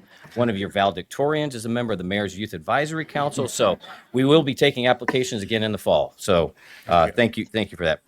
Dr. Ferguson, I'm going to start with you. Oh, I'm sorry. And every one of those state champions that you saw up here earlier will be welcomed at our town council meeting tomorrow night, and we will have the air down. All right. So Your building's newer. yeah, very, very true. So I want to just point out real quickly that I'm representing the town council today. You'll see every single member of our town council, some former members here, and all of our current members here. So to say thank you, Dr. Ferguson, for your cooperation, your spirit of collaboration with the town council, and the gifts that I'm going to give to Dina and Tommy, I have already given to you, and I'll explain why they're significant later. But with that, I'm going to turn to Tommy, and I'll apologize. I'm not going to call you trustee. I've known you as Tommy. I'm going to stick with Tommy. So, Tommy, you've never told me no. From the 380 bypass, the bounding enthusiasm that you gathered people to fight a program that would have hurt our entire community, and no benefit to you. It was simply because you thought it was the right thing to do. For that, and oh, by the way, you can dance with a microphone a lot better than I can, so thank you for that. You've never told me no. I asked you to join the Prosper Exchange and help guide that. You said, of course, what do I need to do? I asked you to join the Planning and Zoning Commission. You said yes, only until I joined the school board. And just for the record, I did try to get him to stay on that side. So thank you for all you have done for our community. I am sure that there is nowhere I can go in this entire district where there's not the impact that you've had, whether it be from different sponsorships along the way, but there's always some logos that I recognize throughout the entire district. Thank you, thank you, thank you. I appreciate you. Thank you, sir. So to Ms. Dixon, you've heard already the many words of encouragement and the spirit of volunteerism. As Mindy already mentioned, we've seen you behind the scenes. There's nothing that you won't do for other people, and your love for other people is unmatched. So I just say thank you for what you've done for our community. And again, the spirit for both of you of collaboration, of making our entire community a better place for everyone who is here. So with that, I'm going to ask Ms. Dixon and Mr. Van Wolf to join me here. And I'm going to present Mayor's Challenge Coins on behalf of the Prosper Town Council and myself to Ms. Dixon, Mr. Van Wolf, and Dr. Ferguson has already received hers. I've already All right. used it. But here's my support. Already used These challenge coins, you go to 1418 to get a free cup of coffee. All right. So then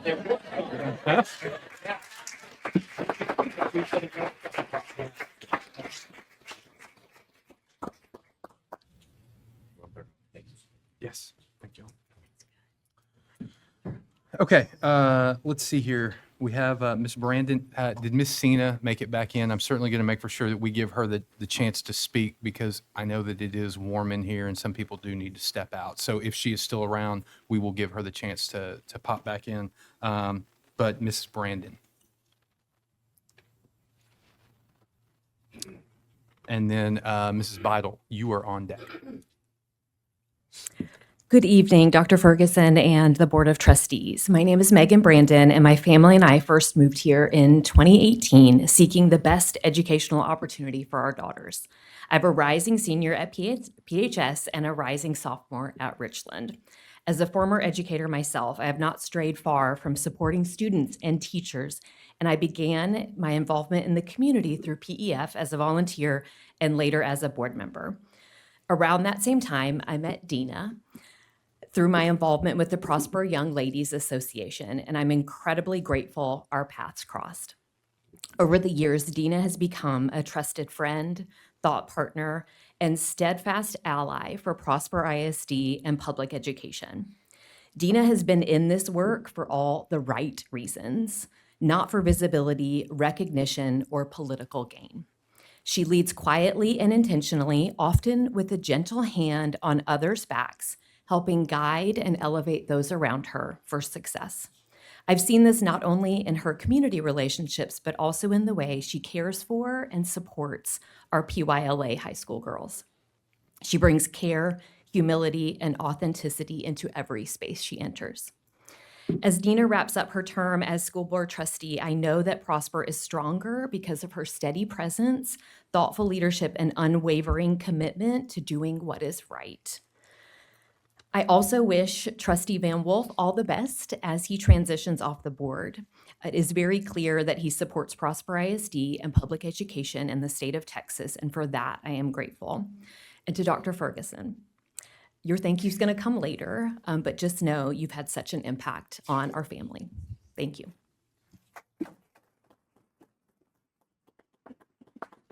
Mrs. Beidel and then Ms. Gassmeyer. It is a privilege to publicly thank three good friends tonight for their servant leadership. I can't thank Dr. Ferguson, Dina Dixon, and Tommy Van Wolf enough for what they have given Prosper ISD. All three of you have so many talents and gifts that you are willing to share with the rest of us. I would like to highlight a gift each one of you shared directly with me and the impact it has had. Tommy, I met you in the same room in the fall of 2020 or 2022. Your gift of joy was evident in the first minute we spoke. We quickly cheered you on as you ran for school board because you were so easy to get behind. Because of your infectious positive spirit, you instantly unify any group of individuals. You always welcome everyone with a smile, a handshake, or a high five. I love every minute of being around your positive energy. Thank you for sharing your gift of joy. Dina, I've known you for many years, but it has been in more recent years, and especially this past year while mentoring 30 high school girls together, that I've had the honor to know your heart even better. I would like to thank you for sharing your gift of grace. You always speak kindly of others, and you choose forgiveness when it's not deserved. You are the first to shine the light on others and to graciously give credit where credit is due. Thank you for sharing your gift of grace. Dr. Ferguson, in the spring of 2010, you gave me and my three boys a Texas-sized welcome and a tour at Rucker Elementary. Because of you, we couldn't get to Prosper fast enough. Thank you for sharing your gift of intentionality. You take the time to make sure everyone is seen and made to feel that they matter. As a principal, you intentionally called each student by name as they walk through your doors. You have been intentional with making the PISD staff feel special too, with your heartwarming dry erase board messages and your Monday morning inspirational emails. You're intentional about voices being heard through the various advocacy groups, and your heart leans in on those who are struggling. So you intentionally brought Hope Squad to Prosper ISD. Ms. Beidel, you're at time. Okay. Thank you. Thank you. Ms. Gassmeyer. Ms. Beidel is a good friend of mine, and she's going to give me a hard time later on for cutting her off. But Well, good evening, and thank you all for letting me speak tonight. Mrs. Dixon, I just want to say thank you for everything that you've done for Prosper ISD. You are a class act through and through, and it is noticed, it's appreciated, and it's motivating. Mr. Van Wolf, I just want to thank you for everything that you do for Prosper ISD, what you have done for Prosper ISD, what you have done for me as the principal at Cockrell.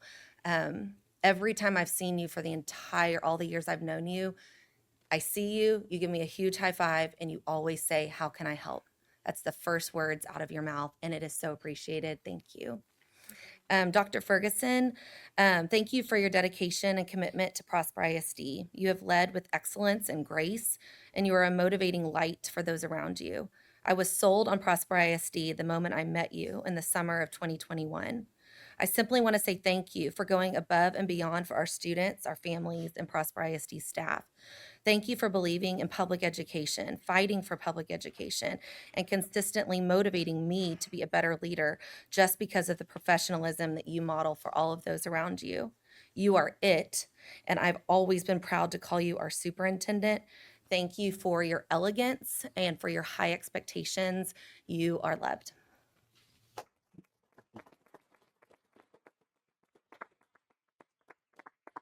We'll have Mr. Bloom and then Mrs. Cooper. Mr. Bloom. Okay, if he is not here, Mrs. Cooper.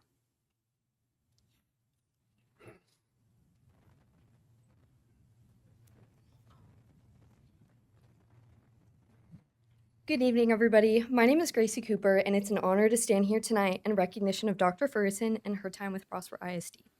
Deep breath.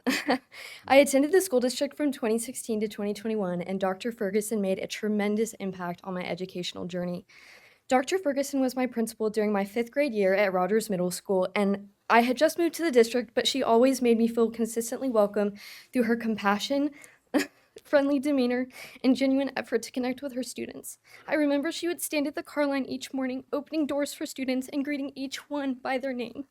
She would ask me every day, "What's for lunch today, Gracie?" commenting on the lunches my mom would pack for me. And this is like 6 years later. This is a long time later, y'all, and I still remember that. Dr. Ferguson's kindness and strong leadership left such a lasting impression on me that she was immediately someone I thought of as I continued to pursue my educational career.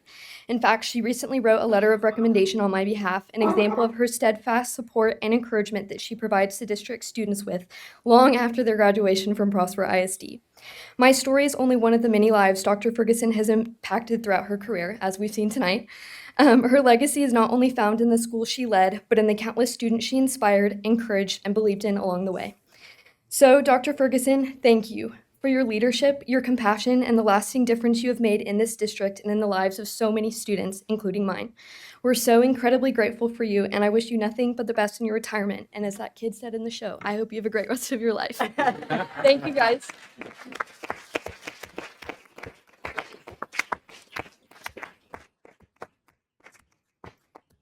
Okay, last chance for Miss Sina. If not, that is the last speaker that we have had this evening. So, okay, she was gone. Let's see here. That now takes us to our superintendent's report. Yes, want to thank Dr. Hickey and Robbie Fitzsimmons, who heads this up, but also so many great sponsors that come out. This is such a great community event, and how we pull together our guiding principle number 4 of Together We Prosper, truly to support our special education program, but being able to see all of the different schools and community programs that really come out and compete. We have a ton of fun. And so I would encourage you to mark this on your calendar for next year if you haven't been at this event. So thank you, Dr. Hickey, for your leadership and all that you do for our students in special education. And then also Bridges admin went and did a tour. I actually was talking to Mr. Bridges the other day and asked him if he wanted to stop by, and he goes, "I'll wait. I'm going to wait." And so I think he wants to see some of those finishing touches. I want to thank Mr. Shirley for his guidance and leadership. He's always stepping in to make sure that our leaders have those experiences and really cultivating their understanding and really who they are and what their purpose is in that building. So very excited to be able to get that building dedicated and open this fall for our students and staff and parents. And then our top 10% PEF awards, I want to thank Prosper Education Foundation, but certainly all of our high school leadership teams. They go above and beyond to truly make this a special event for each one of those students. So they're getting honored to be in the top 10%, but also for the Prosper Education Foundation, any scholarships that they've been awarded. I also want to say thank you to Julie Brantley and her team. These events go off without a hitch, and they are seamless because of her just attention to detail and organization with her team behind the scenes to make sure that our students are truly honored and highlighted at the highest level. One of my favorite things at the top 10% is that each of our students gets to choose an honored educator who gets to be there, and they write a note and a message to them. And any educator knows whenever you get those words, it's the most powerful motivator that we have. So want to thank each of our students for recognizing these great educators, and certainly thank those great educators for pouring into each and every one of our students. And then K-12, it has started. We've got the cord celebration. I did 2 today, but we had our very first cord celebration and Superintendent Advisory Council cords also. And so we started off with Richland on Friday, and today we had both Rock Hill High School and PHS, and I'll pick up Walnut Grove tomorrow. It's such a great time to be able to see the families, especially for me, being here as long as I have, being able to see the youngest sibling, and there were many babies in the family who came across the stage today, so that was really neat to be able to honor them. And then I got a couple questions like, could you stay for 2 more years? And I'm like, no. So love you, but no. So all right, and our student enrollment, we're a little over 1,800 students year over year from this time last year. So you can see 33,970 students currently. And then we have our update on our construction projects.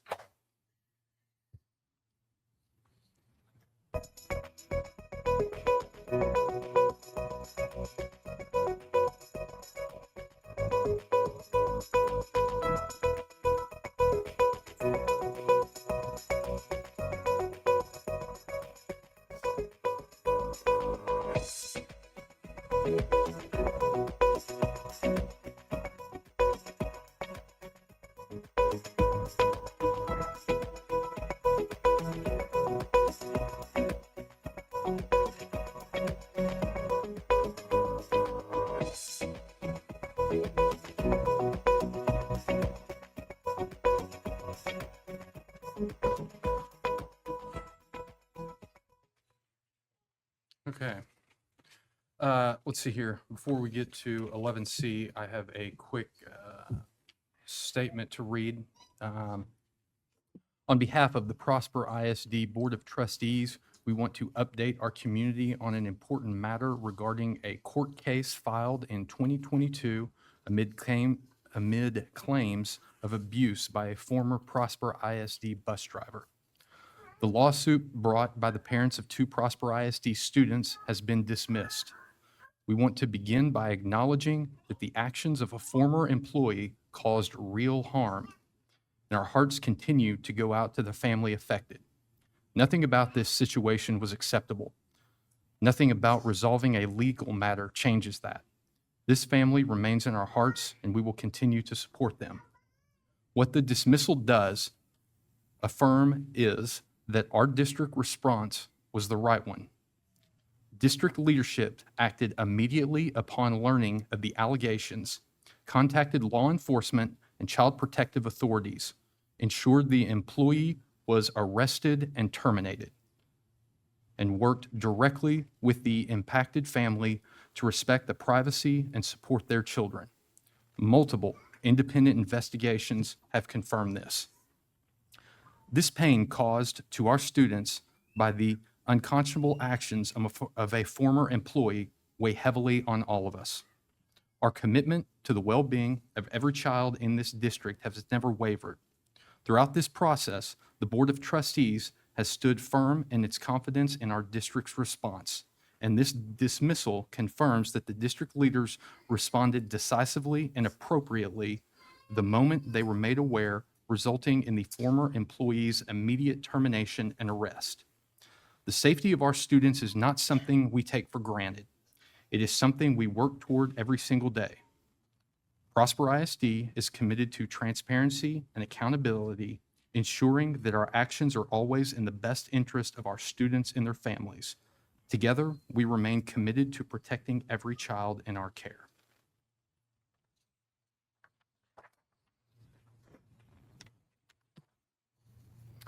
Okay, now on 11C, Board of Trustees will provide a report on the status of trustees' continuing education credits. Under the State Board of Education rule, completing the required continuing education each year of service is a basic obligation and expectation of any sitting board member. As board president, I am required to announce the name of each board member who has completed the required continuing education, has exceeded the requiring continuing education, and is deficient in meeting the required continuing education. The requirements for training are measured as of the first anniversary of the trustee's election or appointment, or the second anniversary of his or her previous training as applicable. Myself, Bill Beavers, has completed the required continuing education training and exceeds the continuing education requirements by 8 hours. Mr. Dial has completed the required continuing education training and exceeds the continuing education requirements by 4 hours. Mr. Cavender has completed the requiring continuing education training and exceeds the continuing education requirements by 5 hours. Mr. Linker has completed the required continuing education training and exceeds the continuing education requirements by 5 hours. Mr. Webb has completed the required continuing education training and exceeds the continuing education requirement by 5 hours. Mrs. Dixon has completed the required continuing education training and exceeds the continuing education requirements by 4 hours. And Mr. Van Wolf has completed the required continuing education training and exceeds the continuing education requirements by 8 hours. Show off.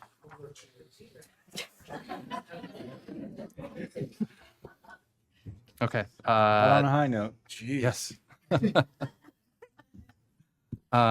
The administration will provide a report on the preliminary 26-27 budget now. Hello, Ms. Croy. How are y'all? Tonight is our second look at our 26-27 budget. I'm going to say it a lot, Mr. Dial. This is just a little glimpse into it. It's going to continue to change. So near final is the word for tonight. It's near final. Yes, sir. We're getting closer to adoption, so I want to walk you just where we stand right now. There we go. Okay, so tonight we're going to cover 3 areas: the near final general fund, the near final debt service fund, and then the near final child nutrition fund. So as a reminder, and I'm grateful we have a large audience to hear this tonight, but as a reminder, Texas school districts are funded through 2 primary sources: state funds and local property taxes. It's important to understand that Texas does not fund based on enrollment. We are funded on attendance. We're just one of a handful of states in the U.S. that are like that. Additionally, as our local property values rise, the state's share of our funding does decrease. So local property taxes fill the bucket, state fills the rest of the bucket. Anything that overflows the bucket, it's your local property taxes. And unfortunately, those are sent back to the state in recapture or Robin Hood.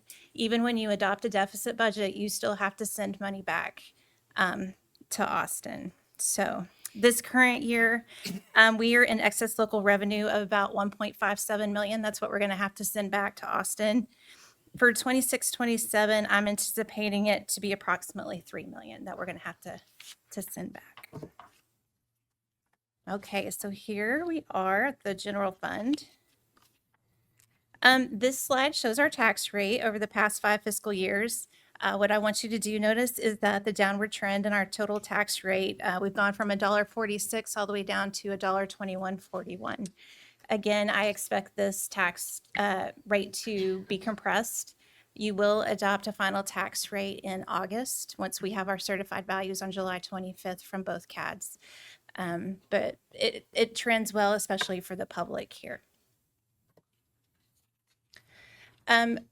This time last year, we were looking for our 25-26 budget. Unfortunately, we had to adopt a deficit of 29 million. However, I'm here to tell you that we are expected to have a surplus closer to 3.8 million.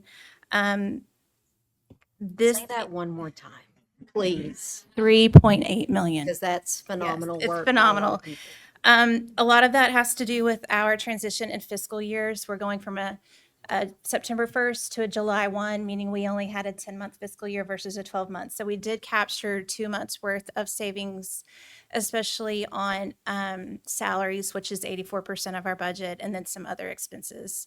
So that has saved us. It's a one-time bonus to transitioning, but it came at a good time when we needed it most.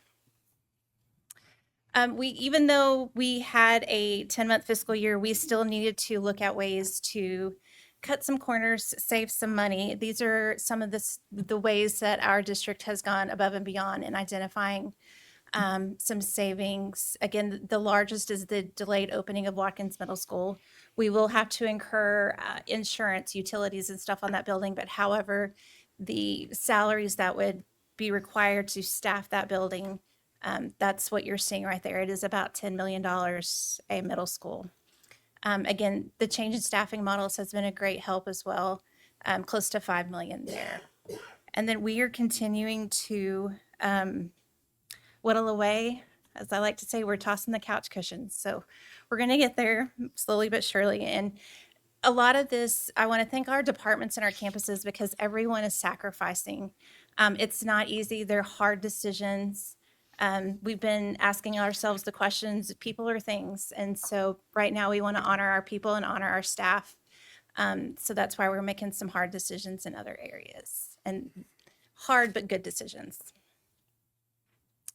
Right now, this is our preliminary budget. You can see our department budget did go up. However, let me go back to the last slide. You can see here the reduction in department budgets was 3.2 million. So we did cut 3.2 million out of department budgets. However, due to inflation, that cost as in insurance, utilities, lawns, grounds, all that fun stuff, it did creep up a little bit. It could be a lot worse if we had not done that original work to move the needle south. Personnel is our largest driver as well, with the 3% compensation increase. It's a meaningful investment into our staff, and they do deserve more than 3%. We were very fortunate for that you were able to do the 3% for them this year. But that does bump up our budget about 6.2 million from current year. Revenue, we are anticipating a small decline in local miscellaneous revenue. This is mainly due to interest on funds we have in banks. We're not carrying as much cash now because we're needing more cash to function from day to day. Also, interest rates have been kind of unsure lately, so we just want to budget conservatively on that rather than wishing for that 5% we had a while back. Again, our local tax revenue is going up because of our values and our growth, and our state revenue for enrollment and such. So federal is going down. That is mainly due to e-grants. Technology does a great job falling on e-grants, but that is a federal program and they are doing away with some of those programs. So we just want to be safe in that area as well. So you have never seen this slide before, but I wanted to show it to you because I feel like I live in 3 to 4 fiscal years. I live in current year, the next year, and then I'm forecasting out through 29-30 currently. These are just some areas that I'm really watching, areas of concern, but I feel like we need to start talking about them now because our decisions today are going to impact where we are 3-4 years out. Fast growth allotment, that is something in addition from our state and our local funding that districts receive based on the number of enrollments and how fast we are growing. We've been very fortunate to have received this the past several years. I anticipate us continuing to receive it. However, you can see we are on the decline. We're still continuing to grow. We're just not growing 3,500 kids a year like we were. And there are other areas in the state that are catching up and growing faster. So you're starting to see that shift.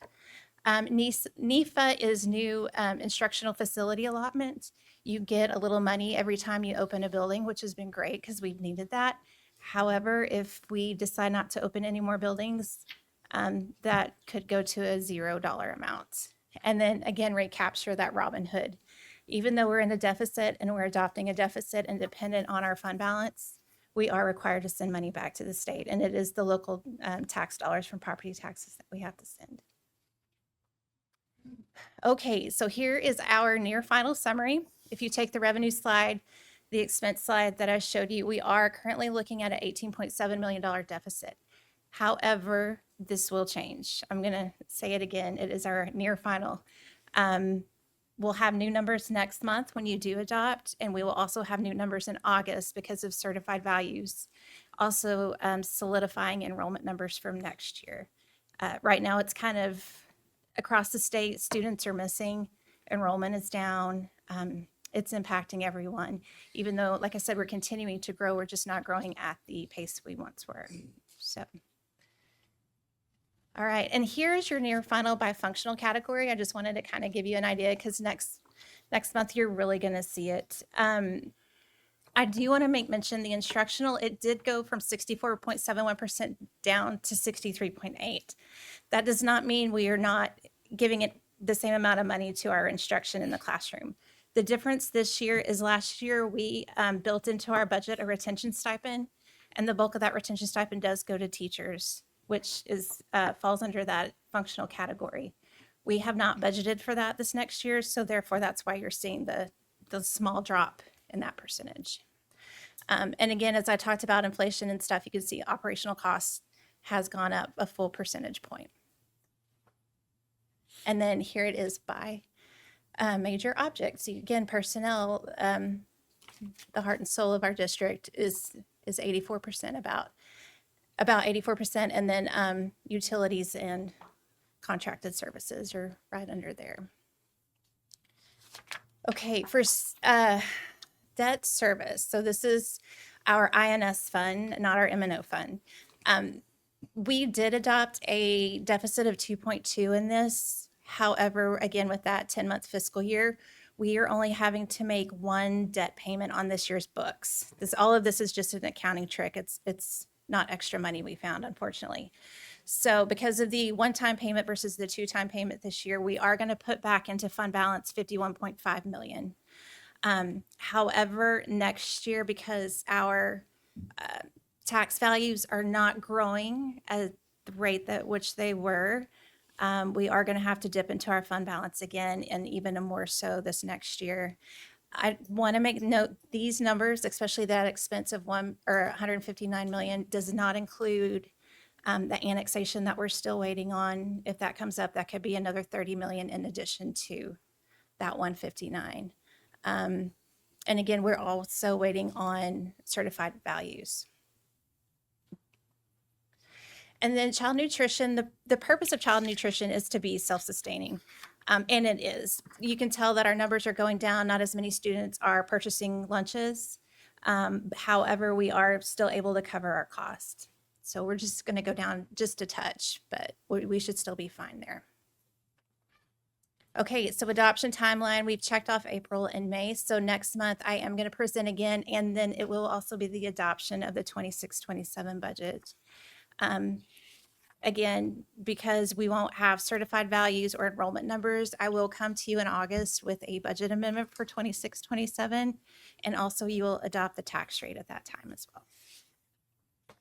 And that is all I have, unless you have questions. Questions? Yeah, Ms. Cora, thank you for that near final presentation. Near final, sir. Any idea or any upcoming legislation that we're concerned about on the fast growth? Just because growth has slowed really across the state, and that pool of money that has Prosper ISD's benefited from significantly because of the growth we've had. Any forecasts there on? I mean, I know you've kind of forecasted it going down, but I don't know if anything's going to change because the state has seen it as a whole, not just Prosper ISD. Right. That is one thing we have going for us. We've been number 2 for a long time as far as fast growth. And again, everyone else, their growth is slowing as well, especially those border towns.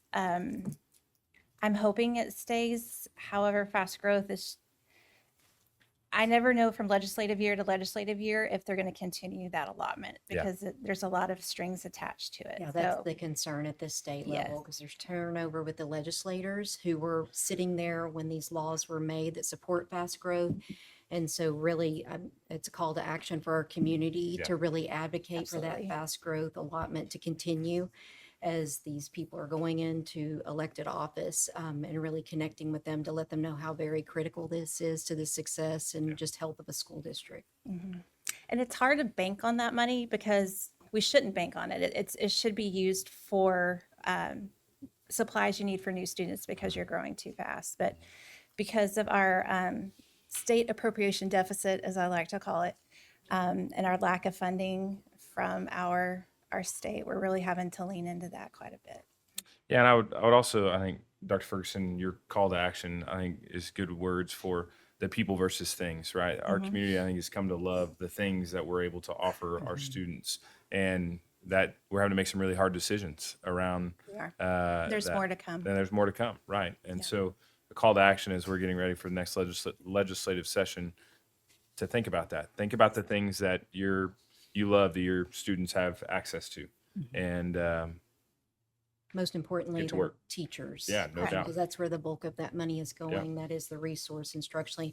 I will say too, that it's, another call to action, if I'm adding to my list of things to call to action, would be too, that we were enrollment funded versus, average daily attendance. That takes a huge hit financially on school districts. So it's not just ours, it's every school district. Because if we were actually getting dollars for the almost 34,000 students we have in this district, we don't. It's more like 32,000 when you look at average daily attendance. And so that would be a game changer. There's only 2 states in the US that are in this average daily attendance, and we are one of them. The majority of your states are based on enrollment, and that would give you all, as school board members and locally elected officials, a lot of flexibility on what to do with those funds. And that is the problem at the state level. Most of our things come to us and they're earmarked and kind of pigeonholed in, and then you can't make choices for what actually this local community needs. correct. Yeah, we need an increase in basic allotment is the key word right there. Because I know they gave us $8 billion in public funding this last season, but a lot of that was actually ADA tied. Yeah. A lot of people don't know that. Yeah. So they gave us more money, but we have to have everyone here in order to utilize it. Thank you, Ms. Croy. Thank you. Any other questions? Okay, thank you. Good job. Okay, we do not have any action items this evening, so we will now celebrate our outgoing board members and swear in our new board Consent members. agenda. Consent. Oh, I'm so sorry. Consent agenda. I got punchy and went ahead. That's my bad. Consent agenda. May I have a motion? I move that the board approve the consent agenda. Thank you, Mr. Van Wolf. Is there a second? I'll second. Thank you, Mrs. Dixon. Any discussion? Hearing none, I'll call for a vote. All in favor? That is all 7 of us. None opposed. The motion passes. Now, we will go into the celebration of our outgoing board members and swearing in of our new board members. Ms. Dixon, if you'll please come forward, because I want everyone to hear the words I'm going to share about you. And so beautifully tonight, shared things, and they're all so very true and truly who you are as a leader. Mr. Dixon, have someone else maybe record for you. Probably will do it. So I'm going to start with a quote about Tina Dixon, and it's a quote from Barbara Bush. When all the dust is settled and all the crowds are gone, the things that matter are faith, family, and friends. As we bid farewell to outgoing Prosper ISD Board of Trustee Dina Dixon, we reflect on 6 years of dedicated, faithful, and selfless service to our community. Ms. Dixon was elected during one of the most unprecedented times in modern history, the year of the global pandemic, when elections were moved to November. While the world stood still in uncertainty, Ms. Dixon stood firm, and I do mean firm. Campaigning under a tent during that season said everything you need to know about her heart. It wasn't just dedication, it was love. A deep, unwavering love for the students, staff, and parents of Prosper ISD. Throughout her tenure, Ms. Dixon has been the very definition of grace under fire. Time and again, she showed up with professionalism, poise, and an unshakable commitment to doing what is best for students, staff, and the broader Prosper community. She never lost sight of who she was there to serve. Behind every strong leader is a circle of strength, and Ms. Dixon's was truly something to be revered.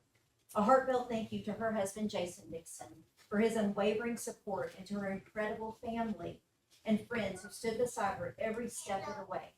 The foundation they provided allowed Ms. Dixon to lead with confidence and courage. Perhaps one of the most defining pieces of Ms. Dixon, and it's admirable, is her faith. Her close relationship with our Lord and Savior has grounded her in a way that was evident to all who had the privilege of serving alongside her or being served by her. That faith made her not only a pillar of strength on the board, but a beacon of service throughout the Prosper ISD and greater Prosper community. Ms. Dixon, thank you for your 6 years of service, sacrifice, and servant leadership.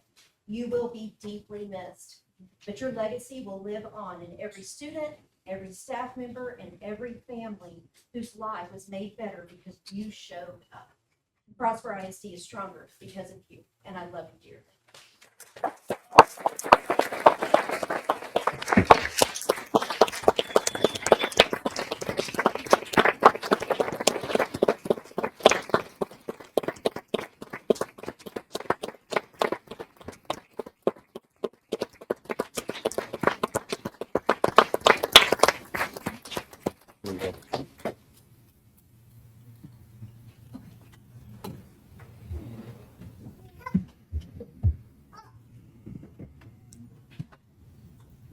I would like to say that it has truly been an honor to serve alongside one of the most remarkable students and our fellow board members as well.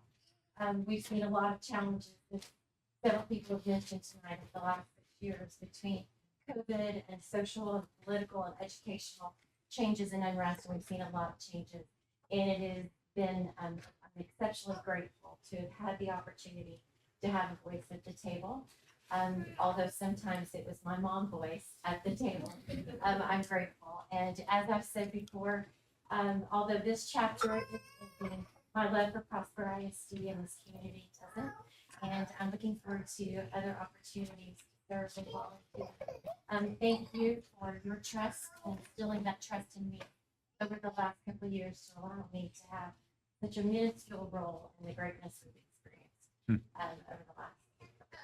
Thank you, Dean.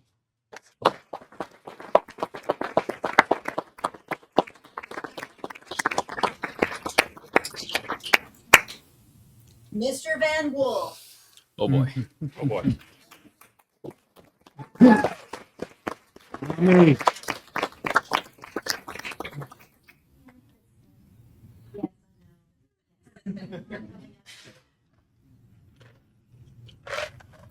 I've chosen a quote for you as well. And it's by former President George W. Bush. Felt like that was. Use power to help people, for we are given power not to advance our own purposes, nor to make a great show in the world, nor a name. There is but one just use of power, and it is to serve people. And that is the epitome of Tommy Van Wolf. These words could not be more perfectly describe the outgoing Prosper ISD Board of Trustee Tommy Van Wolf. When it comes to service to others, Mr. Van Wolf is in a class of his own. Whether you find yourself in a bind, in need of a helping hand, or simply needing someone in your corner to cheer you on, Tommy Van Wolf is the person you want by your side.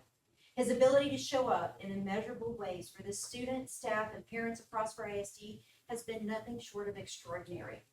Mr. Van Wolf's wisdom, insight, and leadership have consistently moved this district forward. His contributions have not just been felt, they've made Prosper ISD measurably better. He's been a true and unwavering champion for public education, and his own journey stands as a powerful testament to what hard work, dedication, deep belief, and the transformative power of public education can produce. One of the most defining qualities Mr. Van Wolf brought to this board was also his faith. He led from a place of purpose and prayer, covering our students, staff, and parents in countless prayers throughout his tenure. That spiritual foundation was evident in the way he carried himself, made decisions, and showed up, not just for Prosper ISD, but the entire Prosper community. His example has challenged each one of us to reach for our higher calling and commit to a standard of excellence that outlasts any one season or term. A heartfelt thank you to his beautiful wife, Kristen, and his wonderful children, who are all my favorite. Thank you for standing faithfully by his side through this journey. I know that it's not been easy at times, but your strength has helped pull us all through. And when I say all, 34,000 students, 4,300 employees, you were pulling us all through. Your support made his service possible, and that should never go unrecognized. Mr. Van Wolf, thank you. Thank you for your service, your prayers, your passion, and your heart. Prosper ISD is a better place because of you, and your legacy will continue to inspire for years to come. And you will be deeply missed, my friend.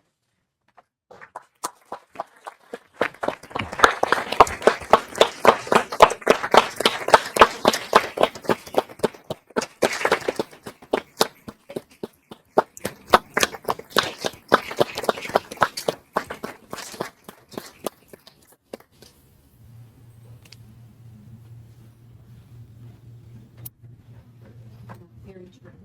It has been an absolute honor and a blessing to serve this community. I care deeply about Prosper ISD, and that's not going to change after this meeting wraps. I'm still going to show up. I'm very committed. Our kids have a long way to go in this district. We're going to be here for a long time. It has been an honor of a lifetime to do this, and I've really, truly enjoyed serving alongside each of you. I've learned from each of you.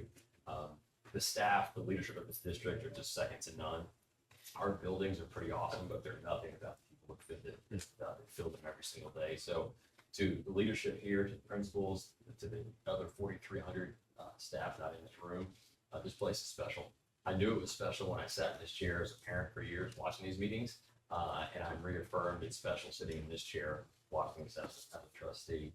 But most importantly, if you guys don't know, Dr. Ferguson is truly, truly incredible. I saw it for my kids. I saw her when she was out there in high heels in the pouring rain and Cockrell opening doors. For every single kid, she didn't care how long they've been here and where they've been, but she's the glue that holds this place together. She's the culture that makes Prosper ISD what it is. And outside of just the school business, she's an exceptional, exceptional leader and an exceptional CEO of a very difficult business of public education who continues to face challenges and so many things. So on behalf of our family, on behalf of our crew up here and our crew out here, thank you for what you've done here. That's a legacy of public education, and David and the boys and everybody supporting on the journey, special. So thank you as well.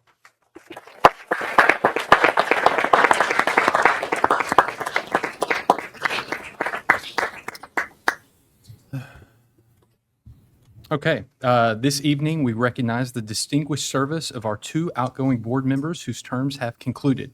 As both Place 2 and Place 5 drew single candidates, no election was required under the Texas Election Code. We are now pleased to administer the oath of office to our incoming trustees, Mr. Alan Roundtree, Place 2, and Mr. John Authors, Place 5.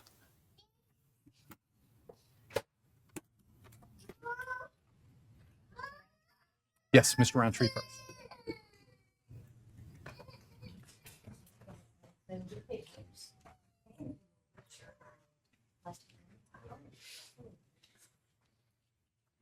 In the name and by the authority of the state of Texas, In the name and by the authority of the state of Texas, I, Alan Roundtree, do solemnly swear I, Alan Roundtree, do solemnly swear that I will faithfully execute the duties that I will faithfully execute the duties of the office of Prosper Independent School District School Board Trustee of the office of Prosper Independent School District School Board Trustee of the state of Texas, of the state of Texas, and will to the best of my ability and will to the best of my ability preserve, protect, and defend the Constitution preserve, protect, and defend the Constitution and laws of the United States and laws of the United States and of this state, and of this state, so help me God. so help me God.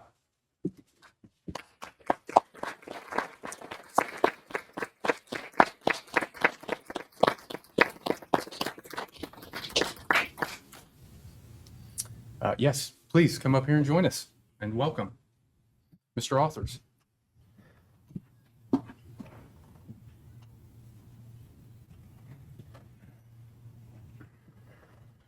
name and by the authority of the state of Texas, in the name and by the authority of the state of Texas.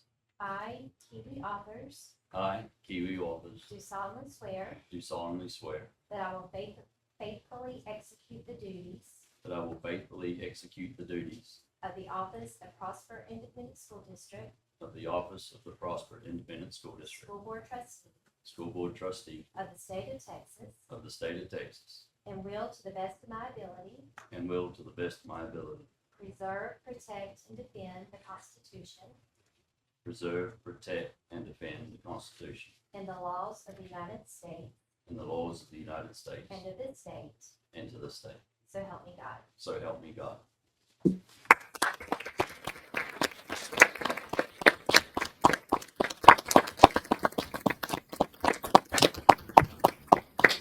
Please join us as well. Gentlemen, congratulations and welcome. We will now recess into closed session in accordance with the Texas Government Code, Chapter 551, Section 071, 072, 074, and 076. Thank you all so much for joining us this evening.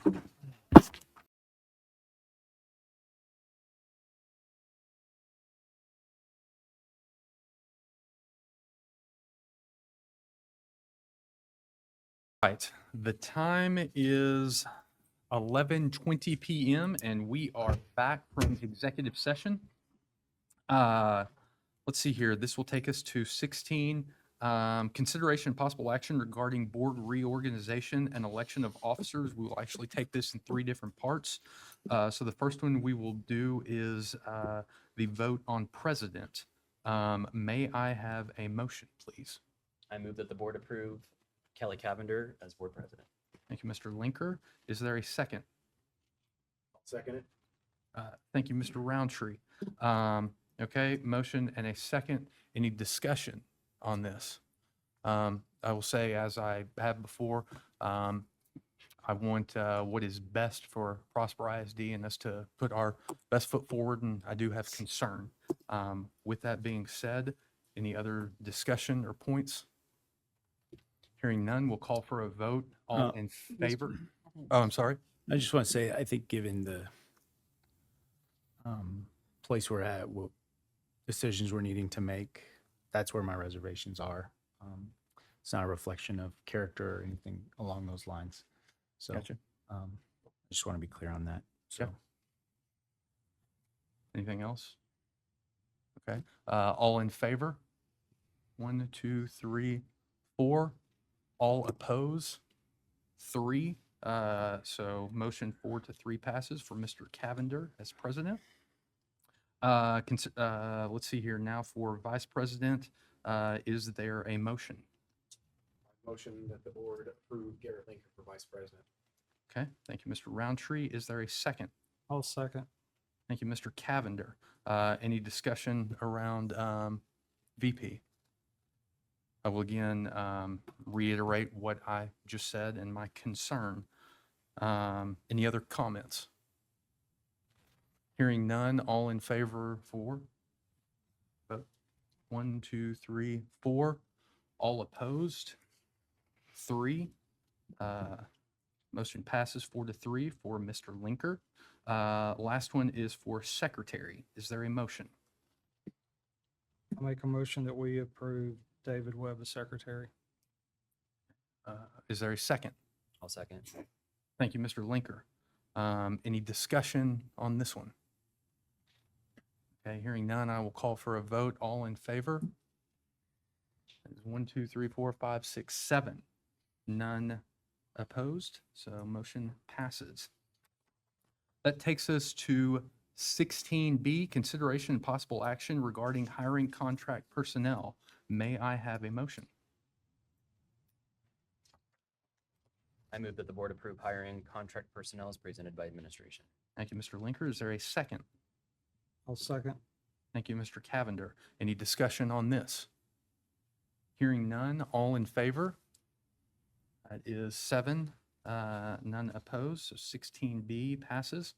16C, consideration and possible action regarding hiring a superintendent search firm. Is there a motion? Yeah, I move that the board approved impact education specialist to conduct the search for a new superintendent. All right, thank you, Mr. Dial. Is there a second? I'll second. Thank you, Mr. Webb. Discussion on this, I want to first and foremost say thank you to the three firms that did come in and present to us. All did a very good job. And I think Impact did a particularly good job there, like what they had to say and what they can do for Prosper ISD.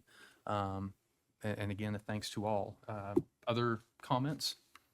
Yeah, I'm excited about working with Impact, Doug and Kevin and their team, and just felt like some of their responses to our questions tonight really were the best responses we got from the three that we had the chance to meet with, as it relates to knowing who we are as a district with the little they have spent time with us, and I'm excited about their process of their emphasis on that this is our search, right, and that. We're going to move the way we want it to move. So really appreciated that. Yeah. I liked especially how they were going to include our students, staff, community in the input process. I don't know if the other companies talked about students the way that Impact did, but I think that was great. Other comments or anything?